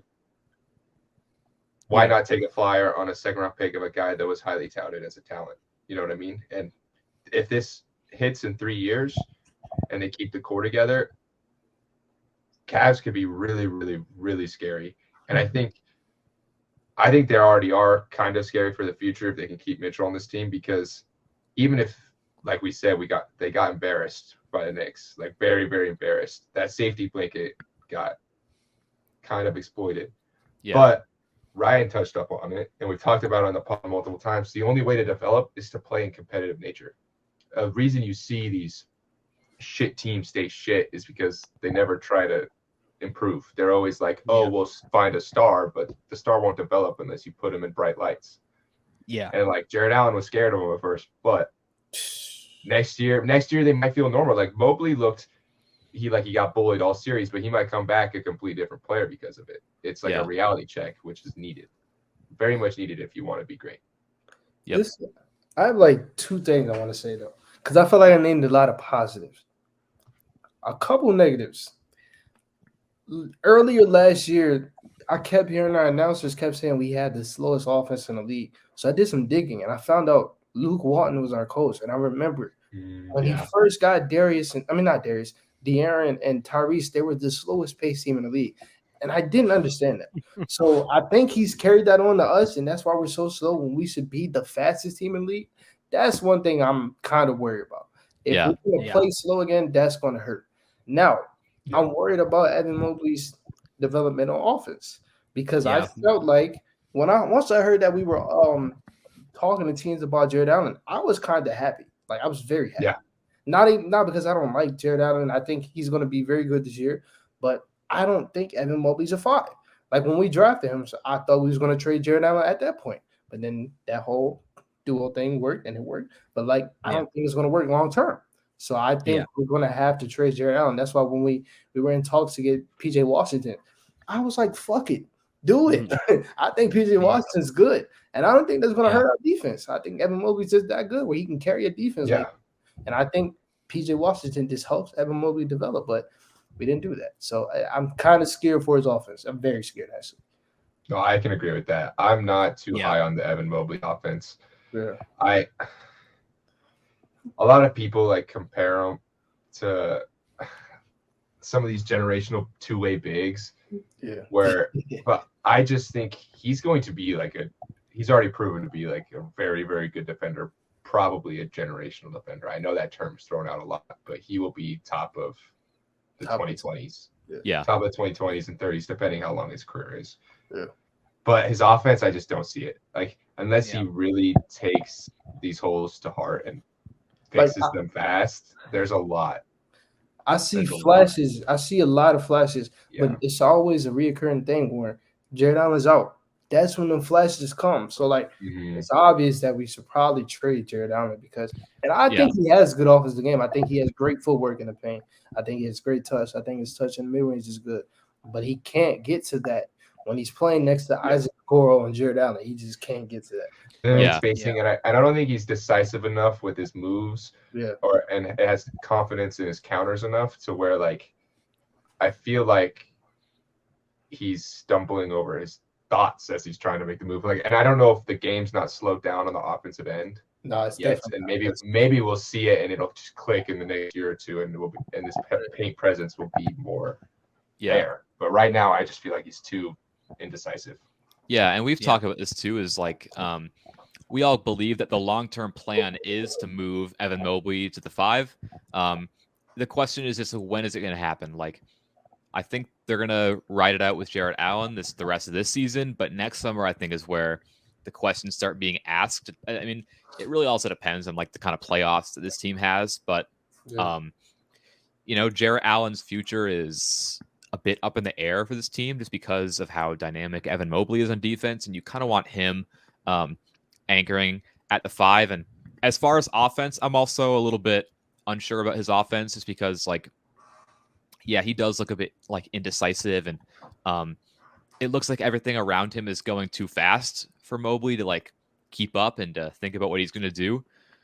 I think there is a world where he develops into a really solid offensive player where he has a bit of his where he actually like that mid-range of his actually becomes real, and he gets up into like the 20-23 point per game mark. But I don't know if that's going to happen at the 4 next to Jarrett Allen. I'm probably say not. So we'll have to see with Evan Mobley, but like we've raved about him a ton about how good defensively he is. Generational. Yeah, I'm super high on Evan Mobley. I think he was very. I power forward rankings. I had him at like 7 or 8. I think he's that good. I think one play that always stands out, and we can this quick, but one play that always stands out is to begin that playoff series. The first offensive play of the game, Evan Mobley grabbed the ball on a post-up touch, drop-stepped, and dunked the hell out of the ball and screamed in Mitchell Robinson's face. Mr. Robinson, and then, bro. I thought it was he didn't. So did I. I said, I was like, okay. I was like, if Evan Mobley is being this aggressive on offense, this series should not be close. And then it just disappeared for the like. That was like the only thing I remember. I thought it was fucking over. I just want to touch on Mobley's offensive game real quick because this is a comparison I want to make. I think if he can develop the mid-range and the elbow, which I think should be his focus, he can be like a LaMarcus Aldridge light offensively, but like supersized everywhere else. You know what I mean? Yeah. I don't think he's ever going to be a great scorer, but I think if he gets an efficient mid-range, he can work mid-range to post. Yeah, I don't think he should focus on a 3-point shot at all. I think that mid-range, if you open up that mid-range, you're good. Just give us 30% from 3 and give us 50% from the mid-range. He's going to be good. For sure. But for me, where I think this team will fall, I think they could be as high as the 1 seed if everything was perfect and, all that kind of stuff, being one of those teams where it's like they just shoot up the standings. Maybe some of the other teams deal with injuries. They just have a really good year. You see a lot of development. And then I think their floor, is just where they were last year, a 50 to 51 win team, 4 seed type team, maybe depending. And like I said, I said about other teams too, like the Knicks and Hawks. I think if the records are really high in the East, which I actually expect a lot of these teams to be a lot better than projected. Same. I think they could be maybe a 5 seed, but I doubt it. I think they're really, their floor is just what they were last year. Yeah, I agree with majority with that. I'm a lot higher on the Hawks, I think, and the Knicks than most people. So I think there's a way that if the Cavs, because like you said, Dre, they overachieved last year. If they do take a step back and maybe like just look like the team they should have been last year on paper, a 5 seed isn't crazy. Yeah. And then they're still a solid team. They're going to be way above 500 and be a good team, but we'll see. I agree. Yeah, anywhere from like 2 to 5, I think, for seeding is realistic for them. I think it just I don't think they're going to go 1, but it just depends on how like Milwaukee and Boston kind of break in the standings. But, if they try hard, then they're going to be 1. Yeah. Try hard. For sure. And then so for that, then I'll wrap up the Cavs, and then so the next team, I think we're gonna go into the Bulls, right, and leave the Bucks for last. Do you guys want to talk Bucks first? I'm fine either way. Yeah, I kind of want to talk Bucks. Let's do it. Yeah, let's talk Bucks. I don't care about the Bulls, bro. Fair enough. What is there to talk about? So with the Bucks last year, let me pull up the records. So last year we had 58. We finished 58-24. We're the first seed, with a lot of stuff going on last year, a lot of injuries, and we still managed to be the first seed. Not much changing rotation wise. I could probably just go through it over. I'm just going to cook through this part really quick here. Go for it. I think for the rotation, your starting lineup, it's going to be Drew, and the 2 spot I think is going to be a camp battle. I think it's going to be wide open between Malik Beasley and Grayson Allen. Pat Connaughton might even be in play there, but I think they like him off the bench. So it's going to be him, whoever starts at the 2. And then it's going to be Chris at the 3, Giannis at the 4, Brook at the 5, the standard Bucks lineup from the last 3 years.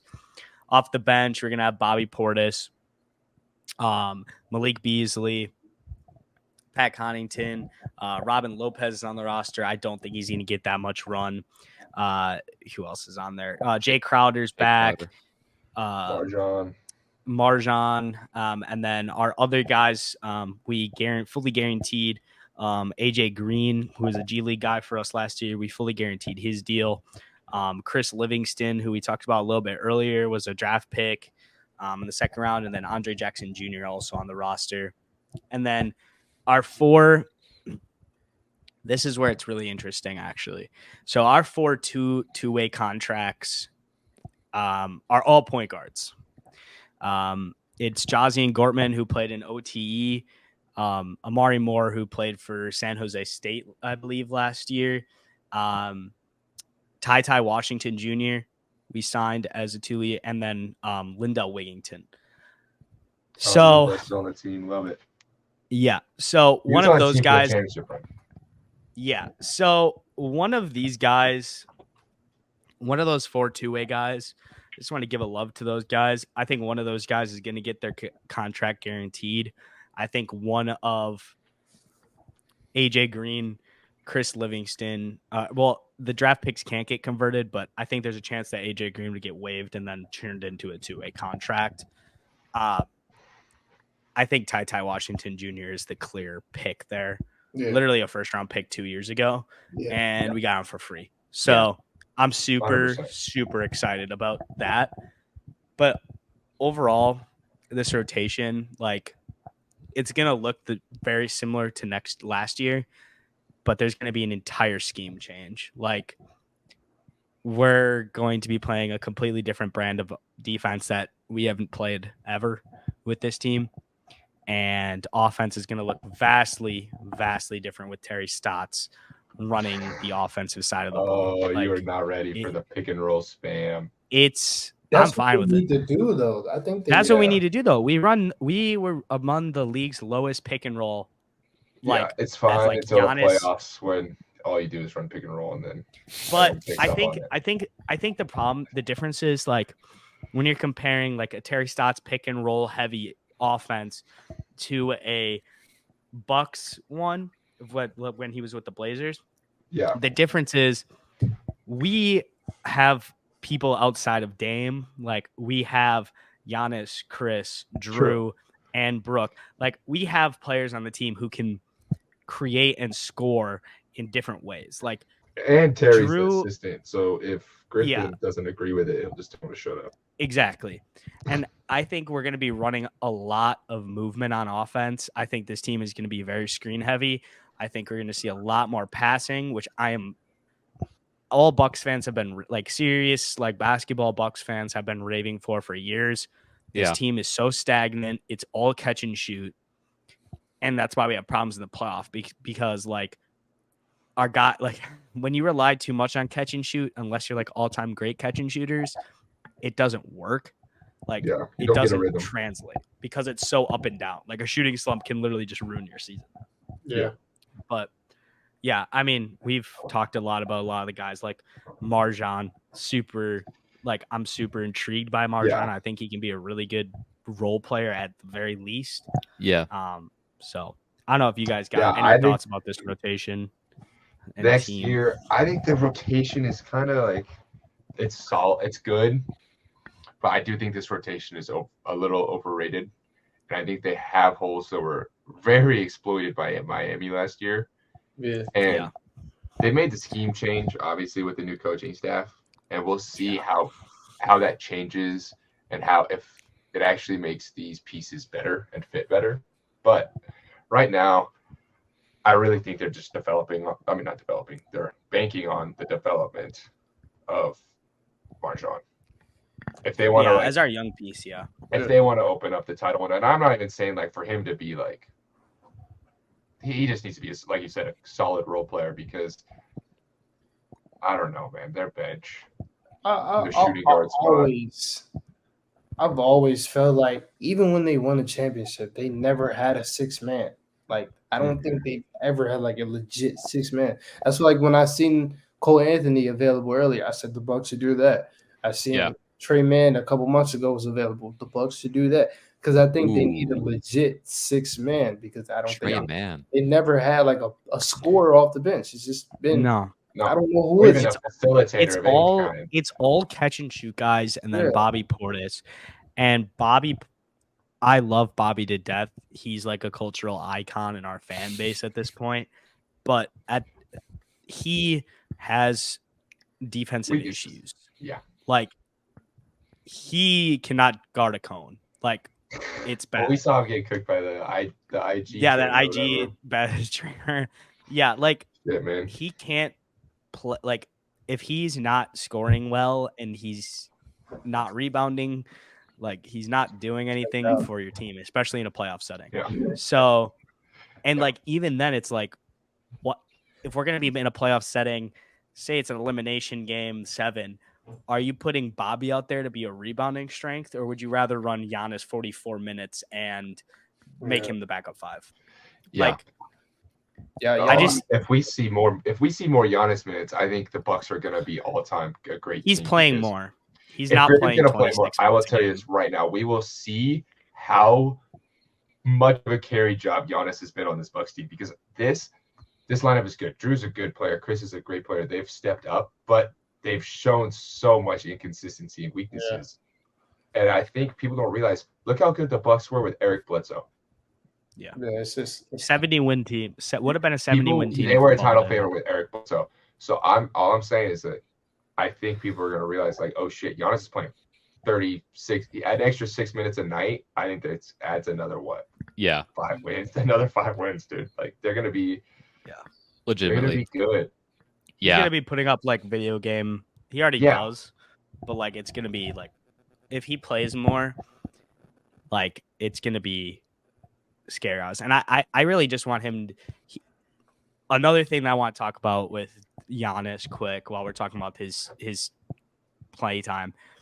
I mean, right now he's going to Houston to train with Hakeem before the season starts. And he said that he is fully committed. He wants to work more on scoring outside of driving scenarios. Like if that gets bought into more and we can go to actual post scoring more, it opens up the game so much for Drew to not have to play catch and shoot, for Chris to be able to operate, for Brooke to be able to stretch the floor. And if you're bringing in other shooters, like them having that space where Giannis doesn't have to be like outside to in, and he can work inside and inside to in, like or outside to in, that's going to open up the floor so much. And I really want Giannis to make more out of the post. Like I need them to run more dribble handoff, and I need him to be a ball screener more. That's what I was going to go to, but Ryan, you can go. Yeah, I just think that this is such an interesting season for an interesting team because it's almost like we've gotten kind of used to the Bucks being what they are the last 3 years. It's like, even longer than that, 5 years. 5 years. Yeah. We've known that we've kind of known what they're going to be. But this year is different, and it's different for, I think, 3 main reasons, actually. I think the first reason is that a new coaching change, I think, changes a lot for this team. Like legitimate, like usually coaching changes change a team quite a bit, but especially for this team, where they've kind of had the same system and they've gotten into like a lot of the same habits for 5-6 years now. Adrian Griffin comes in and he fixes a lot of that, hopefully, or at least it'll look different, right? Second is that I think Giannis is coming with a different energy this year on the court, as far as being aggressive, wanting his revenge a little bit for what happened last year. Like what you said, him training with Hakeem in Houston, I think he's going to be on some different stuff this year that we haven't seen from him in quite some time. And last, the comments that Giannis has been making over the last month or so, in my opinion, puts an enormous amount of pressure on this team. Like it's at first, like when Giannis had been kind of talking about his extension or whatever, and being like, "Yeah, I'm not going to sign until next year or next summer." I was like, "Okay, that's a pretty common like strategy for players, right?" But he's doubled down on it so hard where it's like hard to ignore. Like, basically, he's doing that on purpose though, because he's doing it on purpose for sure. That's what you need. He doesn't want to be Damian Lillard. He doesn't want to be Damian Lillard, where he's promised something and they sneak tank, and they think he knows he's spent 2 years of his prime shitting the bed for a team that's not putting out for him. Yeah. That's what he wants. And with those comments too, like it's no different than anything he said before, but it is a little bit different this time because the first time this happened was in 2020 after the bubble. Like, we got absolutely embarrassed by the Heat in the second round. Giannis got hurt. Very similar to what happened last playoffs, actually. The offseason came and Giannis was up for his extension. I've seen that post. And then he said like all that stuff. They traded for Drew. We won the championship. It's a little bit different this year because up to that point in 2020, we had expended almost no assets on improving the roster. It was Giannis and Chris developing into really good players, us getting Brooke Lopez for free pretty much, us getting Pat Connaughton for pretty much free. Like, literally all these players just taking gambles on players, and like Bobby Portis, like unsigned when the season started, brought him in, and he was really good for us. And like this time, we don't have control of all of our assets. We can't go trade because in a perfect world, you know what would happen? If this was 2020, we had all of our assets, Damian Lillard would be in Milwaukee like 3 weeks ago. Mm-hmm. So 100%. He would. I honestly think there's a way Damian Lillard would have forced his way to Milwaukee instead of Miami. Yeah. This year we can't do that. So really, and I've said this year, it's the final run for these guys to be doing whatever they want. Next off season, we have all of our picks are tradable again. We can trade picks again next year. We have 3 firsts that we can trade, plus we can do swaps, obviously, as all teams can.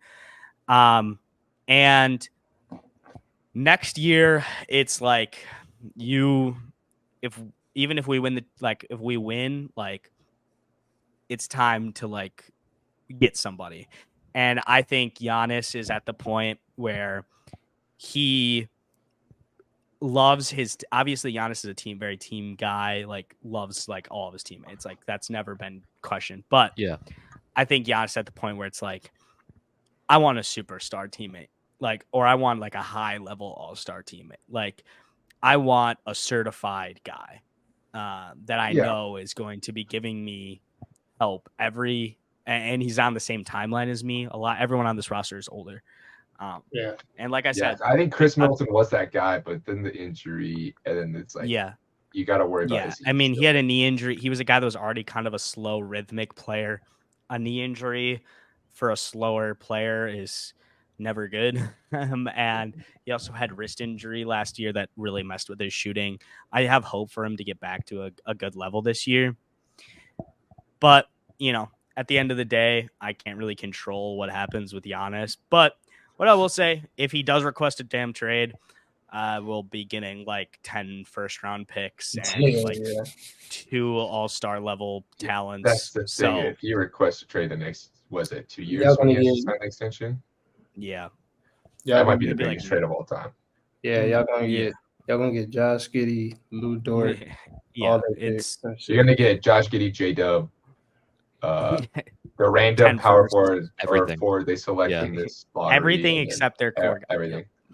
Yeah. See, so before I go, because I don't think I talked about the team yet. Y'all bench is scary, but like, yeah, y'all starters are so good that I can kind of hide that. Yeah. But one of my favorite things about this team, I have 2 actually. I really love Drew, but like I can't lie, that playoffs is very bad. Very bad. And it's been bad. -10 true shooting the last few. Yeah, it has been. Yeah. Like defense, not last year. I think last year was more Buzz' fault, but defense is always going to be there. But offense is bad. But I made very big, and I don't know why. This is one of my guilty pleasures. I'm a very big Chris Middleton fan. I think I love Chris. Just watching his game, I think he has one of the most soothing games in the league. I love watching his game. He's great. If he's healthy, I think he can get back to that level where he was at a couple years ago, where he was like probably the best Robin in the league. I think he can get to that level, but I don't know if he's going to be healthy. Now, to talk about the play, because you brought up a great point, they have a whole new coaching staff. I want to see more Giannis off ball in the half court, because I feel like they're running pick and rolls most of the time with Brook Lopez and Bobby Portis, and you have probably would be the best roller and lobster in the league, and Giannis right there. They don't really use them like that. So I want to see more pick and rolls with them. I mean, with Giannis and Drew, because I feel like that can be something that can be unstoppable if you have guys like Pat Connaughton, Malik Beasley, Grayson Allen on the wings. Like, that would be unstoppable if you have Giannis at times play the 5. I think they should do that a lot more, and that will open up the offense. It will open up his offense a lot more. And I think that's something that they should entertain, because I never understood why he has the ball a lot in the half court. Like, I love Giannis. I think he's the best player in the world, but like, he should not have the ball that much in the half court to me. Yeah, he had a higher usage rate than MVP Harden last year. It just terrible. Doesn't make sense. And I think you can scheme, even if you start Giannis off ball, you can scheme him into, at the end of the shot clock, he has the ball and the pick and roll if that's what you want. You have enough talent where like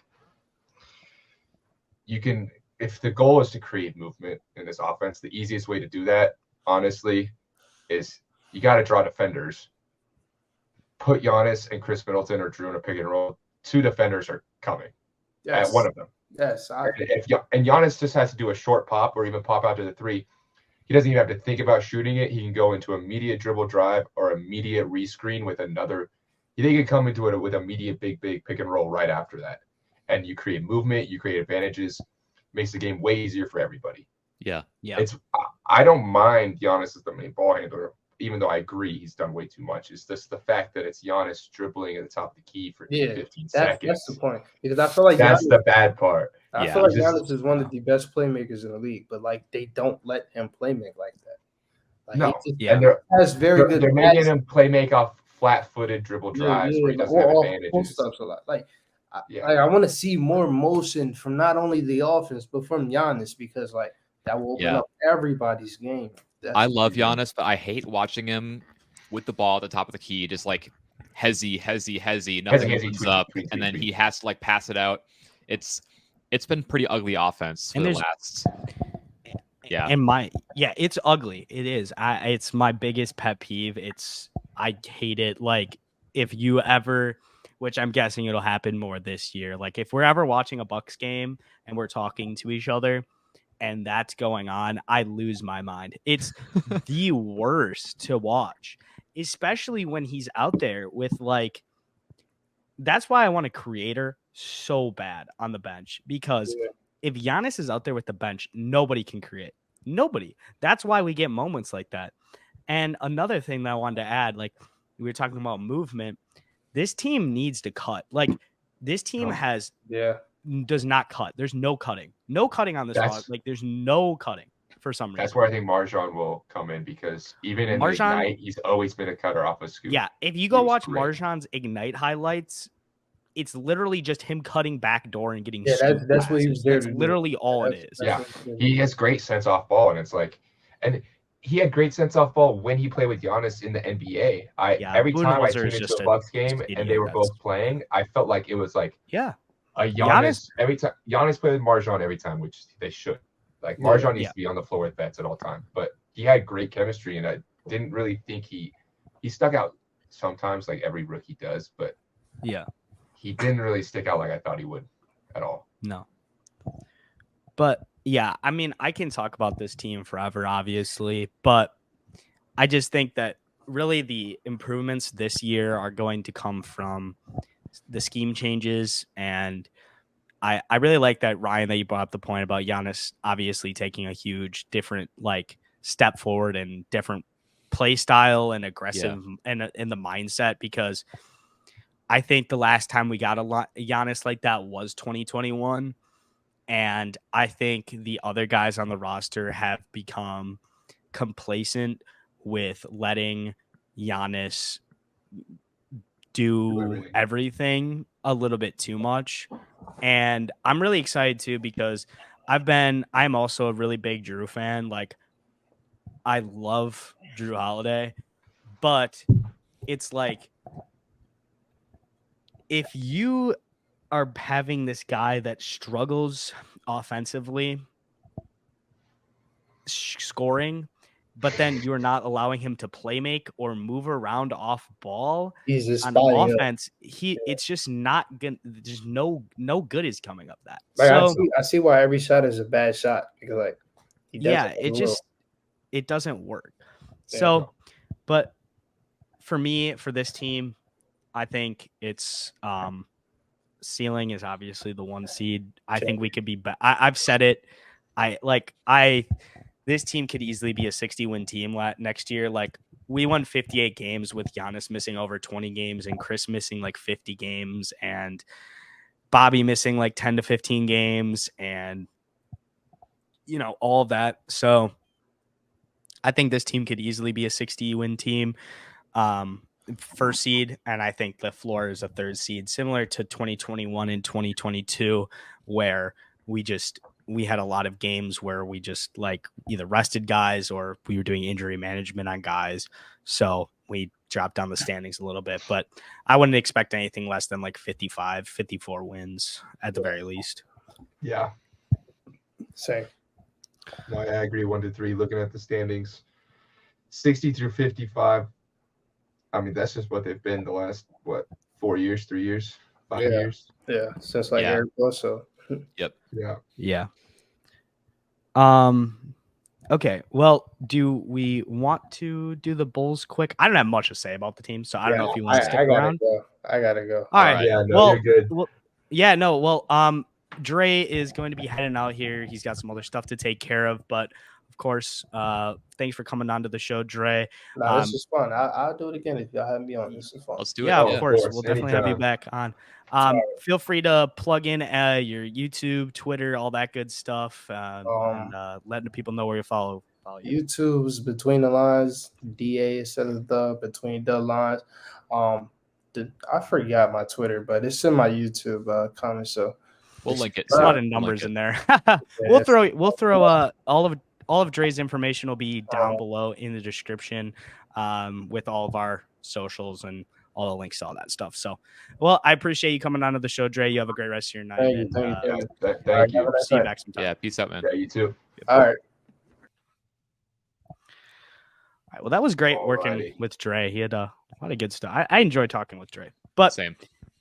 To finish up the episode, then, a team that we have heavily criticized in the tier of mediocrity of the NBA, the Chicago Bulls, finished with a record, I believe, of 40-42. Yep. Few changes this year. You want to give us the rotation quick? It's very similar to last year's, just with two main pieces they added. Yeah. So Bulls rotation: Alex Caruso, Zach LaVine, Patrick Williams, DeMar DeRozan, Nikola Vucevic. Off the bench, Kobe White, Iota Sumu, Torrey Craig, Andre Drummond, and Javon Carter. I don't know what to say about this team. It's just like, They committed more to being what they were last year. Yeah. I mean, I like the Javon Carter signing. I will say that for sure. Looking at this roster, they're really capped out. I think you got to rely on Io developing or not. Like he had a sophomore slump, real bad. Yeah, but I which think is always going to happen for a bench rookie. Yeah, second round rookie. He showed enough that I think he can take like another semi-step forward. I don't think he's going to be anything crazy, but if he can solidify that bench, that'll be nice. I don't know. They need defensive pieces for sure. They don't have a lot. Yeah, that they needed defensive pieces because and that's why I was a fan of. I mean, we talk about teams being directionless. This team is not directionless. Their direction is just not worth being in the direction of. And if you're going to commit to this, I'm glad that they at least committed. They committed to it in a correct way. Like sign defensive role players that can shoot. Torrey Craig and Javon Carter are both guys who they can space the floor, defend. Javon is a really good like guard defender. Torrey Craig is a very versatile wing defender. And the one thing I do worry about with that is Javon going to have as good of a shooting season, scoring season as he did last year on the Bucks, considering he's not playing with teams that are going to, or he's not playing on a team that's going to be creating a lot of rim like attention. Like he was one of the best catch and shoot players in the league, but there's not as much attack on the rim in this Bulls team. So I don't know if that's really going to be moving along that well. And then outside of that, I mean, we talked a little bit about it earlier. Now they're pursuing Damian Lillard, and it's like you're going to trade away your best player in a 3-team trade to get Damian Lillard. And it's like, okay, now you're a step above. Maybe you're a mid-level contender, but it's like, is that really providing that much value? Which it's not. No, it's not. I mean, we don't really know what the package would be for Dame. In my opinion, it would just have to include either DeMar or Zach. And they'd have to give up Patrick Williams, and that would be a mistake. Oh yeah, from a Blazer fan viewpoint, Patrick Williams is a must. Yep.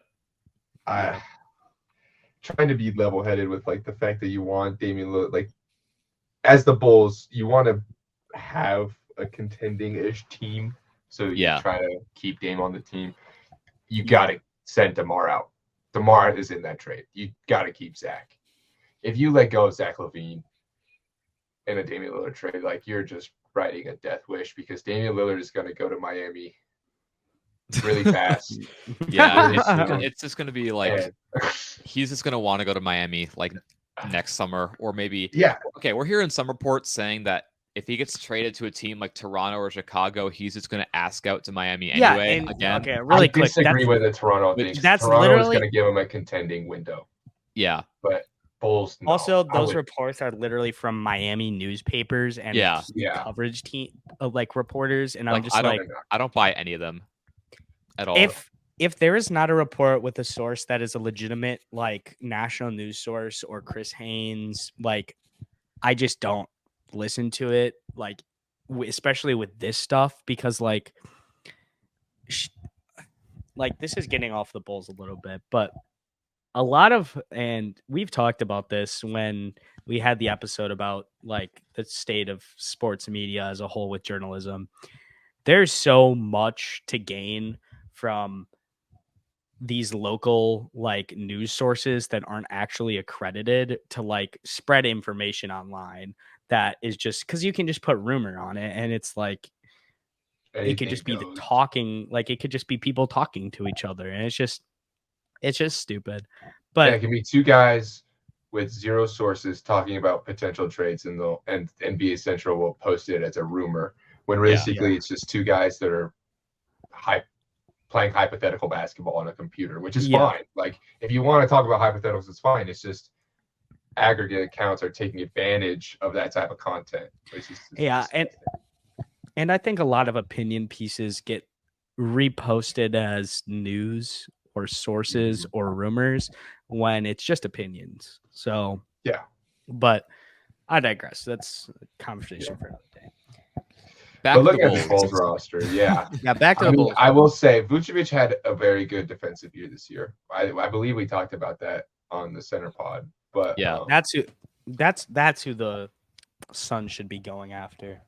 Yeah, if they want a vet big that'll play a role and be better at defense, Vooch is the better big for sure. Yeah. But I don't know. I think if I'm the Bulls here, I'm probably just trying to facilitate. I'm trying to hop in the trade game to facilitate any sort of young assets or picks that I would try to get Tyler Hero. Yeah, exactly. I would give up a pick for. I would give up a pick. I would send a pick to Portland, or I'll send a pick to Portland, and but I want Tyler Hero, and if you can, that'd be great because you have no youth. You know what you could do with the Bulls? You could be like, why don't we I'll change the protection on our picks because ours are locked up. If we make the playoffs in the next couple of years or whatever, till 2028, they get the pick, and then if not, like, it's just. I don't think you gotta. Yeah. We don't gotta worry about it, but still, it's like, it's an annoyance. They have leverage over our draft picks, and it's more of like if we want to trade our draft picks. Say down the line before 2028, the Blazers want to make a trade, they can be handcuffed by the Bulls. So there's a chance because you have to get permission from the Bulls to trade the pick. Yeah. So with like a 3-team trade, like they could be like, we'll take the protections off and switch it to a swap instead one of these years, and try to get Tyler Hero on the way out of Miami. Chicago should have sold their assets last year at the deadline or in this offseason, but really the problem is they only have one asset that's really like a vet, at least as like that contenders would be buying, and that's Zach LaVine. I just don't think teams are willing to give up 3 to 4 role players and or a good star level player for DeRozan. And Vucevic is good, but he does not play a role that is sustainably practiced in a playoff setting for a contender team. So no, he's scaling up his role. Where if they had an extra offensive or defensive talent, I'd be fine with Vucevic. But right now, it's also, if they had like a Lonzo Ball by any chance, like that'd be great, wouldn't it? But anyways, I digress. Which is one thing that we should talk about. He himself said that he was not going to play next year, which everyone already knew. But he said that he's rehabbing and he wants to play again. So I just hope to see him back. That's all. I do too. I was a huge Lonzo fan of him as a draft prospect, and I can't say I was on Team Markel at the time, right? That's the same. Well, yeah, no, I was Markel, but I definitely thought he was above like De'Aaron, yeah. And I think he has gone through so many role changes that I think I thought. And his place, he's good for basketball. He's a marketable name that plays both sides of the floor, and he has an exciting play style. And when the Bulls had him healthy, they were a great team. As a basketball fan, you want that. Yeah, that's why I feel like a little bit bad about the Bulls sometimes. Is like they had it. I don't want to say they had it. They had something.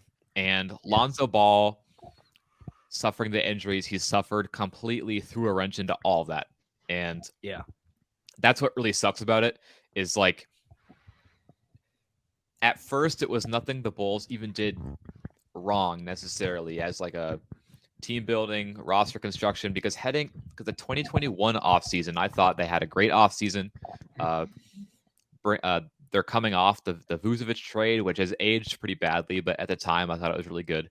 The Lonzo Ball signing, DeMar DeRozan signing, with that magic run.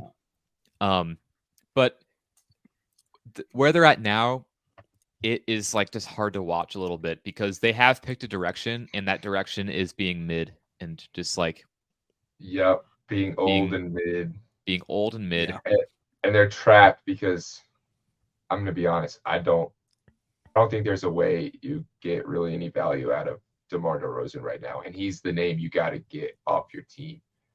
Yeah, if they want, because they picked they're going down the wrong side of the road right now, and the only way to turn around is you got to get rid of your older players, and you're not getting rid of Zach LaVine. You're getting rid of DeMar DeRozan before Zach LaVine, unless you don't believe in the Zach LaVine timeline at all anymore, and you just want to tank and use DeMar DeRozan's contract to hold you afloat. Yeah. I kind of understand it from their perspective too, because like if you do all this right to get this team, and you end up trading DeMar and you trade Vucevic, and now you're back to where you were in 2020 with Zach LaVine and Kobe White, but like all the other pieces like Markkanen are gone. It's like that has to suck for them. And I don't know if they're ready to really call it quits again, because they have sucked for 30 years. And I just don't know if they have it in them to go through another rebuild. That Laurie thing is another one of those players I want to talk about. They gave up on him in year 4. Yeah. Year 4. I think the NBA gets. What they even get back for him? Nothing. Drummond? Nothing. He was a restricted free agent. I just don't think they matched. Yeah, wait. Let me look up Laurie. I don't think maybe I'm wrong, but I feel like that's what happened. I thought he got traded. Oh no, 3-team trade with the Cavs. Sign and trade. It was a 3-team sign and trade agreement with 3 teams. It was the Portland. Right. Derek Jones, Bulls, Larry Nance, and all that. Bulls got Derek Jones Jr. from Portland. Wait, Portland. Bulls get Derek Jones Jr. Portland's already protected first. That's ours. That's where we got. Yeah, and then Portland gets Larry Nance. That's what jailed our picks. What a terrible trade for everybody. Everybody lost. Yeah. Oh my God. Everybody lost. But yeah, I mean, I think I'm on the same page with you, Ryan. It's just, I think they're committed, and I think if they want to be, they don't want to be a really bad team again. And I think they would rather just, if they're going to try to look to upgrade the margins and acquire some extra assets in case they are bad, sort of how Portland did it. Like, obviously they don't have a player to the level of Dame right now, but they were like, we're going to trade CJ to get some extra assets, and we're going to move those assets. And if we're bad, we're going to move those assets. And it's like, that's why I think they're going to move. If they move someone, it's going to be LaVine. And that's a guy I've said is at the top of my trades list for the Bucks. If that were to happen next offseason, it's like, we're trading him, send him all 3 firsts, and like Drew, and like let them be mid, and we will take that. So one thing I do want to touch on, because I've been talking about like not giving up on youth. Patrick Williams can hold the key to keeping this team afloat as a playoff contender. I don't want to say anything more than a playoff contender, but 6'7" versatile wing who shows, I don't want to say 3 and D, but offense and D potential. Like, I don't want to necessarily title him a 3-point shooter, but I think if he takes a leap, he can fill some of the holes that DeMar DeRozan really brings to that forward spot. But that's a big if, and even then, looking at the East, best case scenario, Bulls are what? I think 8 seed. I said 7th because I still think there's enough talent on this team, because DeMar DeRozan is still really good, and Zach LaVine is still really good, and Vucevic is still pretty good, and I just see those 3 guys, and I think, if enough breaks right for them, like I think a 7th seed is a possibility. I think they get bounced in the first round, no matter who they play. Milwaukee, obviously, they get smoked. Boston, they get smoked. Cleveland, they get smoked. Even if they were somehow like in a position to play Atlanta in a series, I think the Bulls get beat pretty handedly in that too. So, 7th seed at the max for me, and then as the floor, I put like 12th. I'm about 8 to 12 as well. I'm like at 8 to 10. I think they'll be a playing team. I think it'd be like 8 to 10. I think I'm going to say their floor is 10 seed. at what they were last year. I think I just don't see them dropping below that level unless there's some serious injuries, which is possible. Yeah. But I think there's a way the Pacers just bully them out of it, makes the 10 to 11 seed like really tight, or like one of those Washington or Magic teams tight. But I would still bet on the Bulls finishing ahead. I think the Bulls, although they are not a great team right now, like in general consensus of the mind, like of like NBA fans, they have talent on the roster.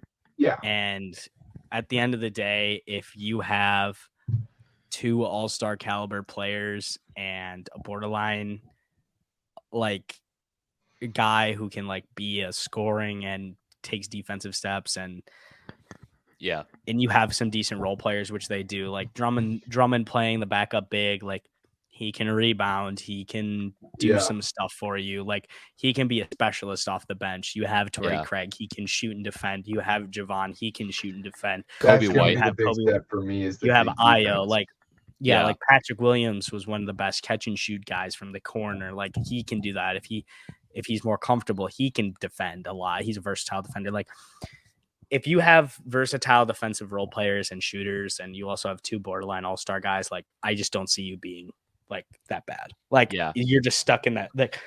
Like when we describe the Bulls as bad, it's you're stuck in that mediocrity, like how the Magic were like 3 years ago. Like you're stuck being like a 7th or 8th seed, and then guess what?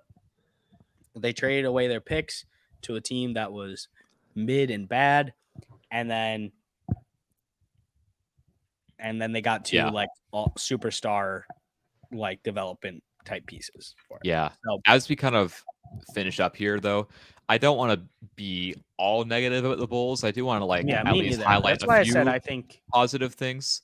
I know for me, Kobe White is a player that I've always really liked. I thought that when he got drafted, I thought he was like the Bulls' long-term main point guard. I turned out to be wrong on that. He's not that, but last season for the Bulls, I think he like on the low had his best season in the NBA, like by far.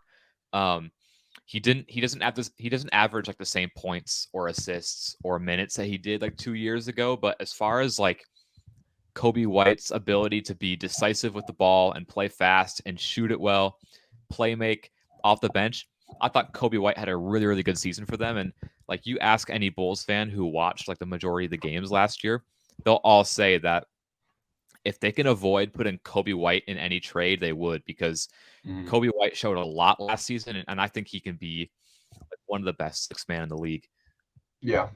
I think Kobe White's taken a step for sure. I think a lot of it is buying into the role. I think he's grown into the league a little bit and realized I need to do everything. But another player I want to touch up on is Alex Caruso, because he is the one thing, in my opinion, that was keeping that defense afloat. Because I want to talk about it, because you guys brought up DeMar DeRozan, and DeMar DeRozan might have been the worst defender in the league last year type stuff, which is a huge worry for these Bulls. And it's like, if the Bulls figure out how to tie up these defensive lapses, I could see them actually being a solid team. Like that's the whole worry, is that side of the ball. Sorry, go ahead, Jeff. Well, actually, no, it's not. Last year, their offense was putrid and their defense was top 5. They were. I mean, it's like guard defense. Like it's they have holes in their defense that are so easily targetable to where a good team will take advantage of them and pick them apart. I think, I mean, Sean loves some Alex Caruso. Legitimately, statistically, like top 3 defender in the NBA last year. Like, he was starting at power forward some games and like guarding like 4s. And I mean, I just think overall, like if you have a guy like that, that's super valuable. And him with Javon is going to be a really nice like guard rotation defensively. And I also think he's a super valuable asset if you do decide to sell. Teams will be interested in getting him. Like, could you like imagine if the Nuggets could get like Alex Caruso to come off their bench instantly? Like, that's like that he fills the Bruce Brown role almost. Exactly, and he's better than Bruce Brown.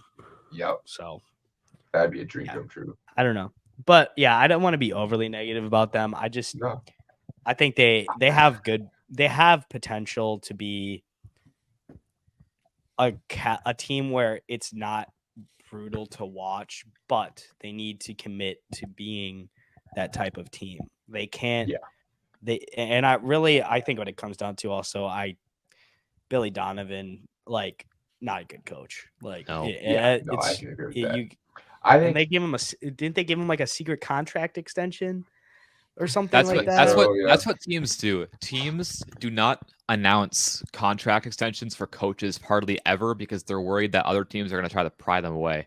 That's like, so like when you that's why you never ever hear about guys like Spoelstra or Steve Kerr ever sign new contracts. It's because like they want to keep him there as long as possible, and they're worried other teams are going to like try to make a run for him. But Billy Donovan, he's not a very good coach. He kind of earned a reputation as a good coach in Oklahoma City because he was with Durant and Westbrook, and like obviously you're going to be like that's going to help a lot. And also like he's such an obvious step up from like Jim Boylan. Well, that was brutal. That was brutal. Billy Donovan looks like Eric Spoelstra compared to Jim Boylan. So that was the most. That was bad experiment over there for the Boylan era. I think I don't think the Bulls are we've already said it of it. They're not going to be bad, but they're not good. And I think why we have such negative outlook on it is because whether their decisions were right at the time or not, they have backed themselves into this corner over the last 2 to 3 years. Yeah. At the time, Lonzo Ball decision was amazing. In the long run, in hindsight, it's turned to back them into the corner. Same with the DeMar DeRozan deal. And it's like there's a chance that they find what they had, but it's just one of those things where they're not directionless like the Raptors, but their car is broken down. They invested in this really nice car and it broke down. And now it's like, oh shit, I have no money, nothing else to do. I gotta just trust this car to hopefully kick back on and take me. It's like, I that's a great metaphor for it, and I've lived that metaphor in real life. Don't buy German engineered cars, guys. It's expensive to fix. Yeah, buy a Japanese car because they will never break down. Yeah, it'll never break. If you buy a Honda, it'll last you it'll last you forever.